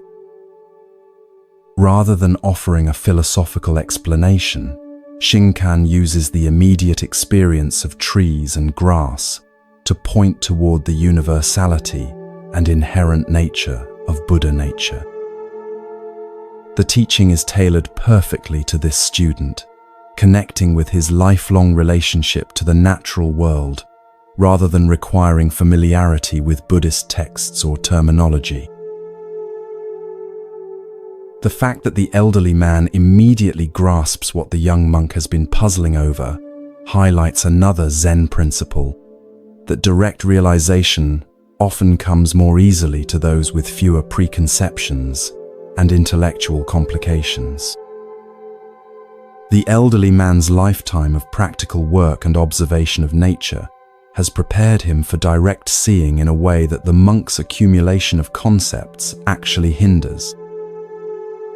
As the Zen saying goes, in the beginner's mind, there are many possibilities, but in the expert's mind, there are few. The title question itself, How Grass and Trees Become Enlightened, contains a misconception that Shinkan skillfully addresses without directly refuting. The question assumes that enlightenment is something to be achieved, a state to be entered through effort or practice. But from the Zen perspective, Buddha nature is not something acquired but recognized. It is the inherent nature of all beings, including plants. Grass and trees don't become enlightened. They already express their Buddha nature perfectly through simply being what they are, without self-consciousness or striving. This points to a fundamental teaching about our own practice, that awakening is not primarily about adding something new, but about recognizing what has been present all along. Like grass growing naturally toward the sun, our Buddha nature expresses itself most perfectly when we stop trying to achieve special states and simply allow our natural awareness to manifest without interference from excessive thinking and doing. The young monk's reaction to the elderly man's parting comment suggests the beginning of his own shift from intellectual understanding toward direct realization. His astonishment indicates that something has broken through his conceptual framework, perhaps the recognition that what he's been seeking through study and analysis might be more directly available than he thought. As you drift towards sleep, consider where in your own life you might be approaching important matters primarily through concepts, rather than direct experience. Perhaps you've read extensively about meditation without establishing a regular practice. Maybe you understand the principle of mindfulness intellectually, but rarely bring full awareness to ordinary moments. Or perhaps, like the young monk, you've been seeking complex explanations for something that is already perfectly expressed in the simple presence of trees and grass, in the natural awareness that is reading these words right now. Shinkan's gentle wisdom reminds us that the deepest truths are often the simplest, and that sometimes the most direct path to understanding is to stop trying to understand and simply be as naturally and completely as grass and trees, which never worry about becoming enlightened, yet perfectly express their Buddha nature in every moment. As your awareness merges with sleep, allow yourself to rest in this natural presence that requires no achievement, no special state, no complex philosophy, just the simple recognition of what has been here all along.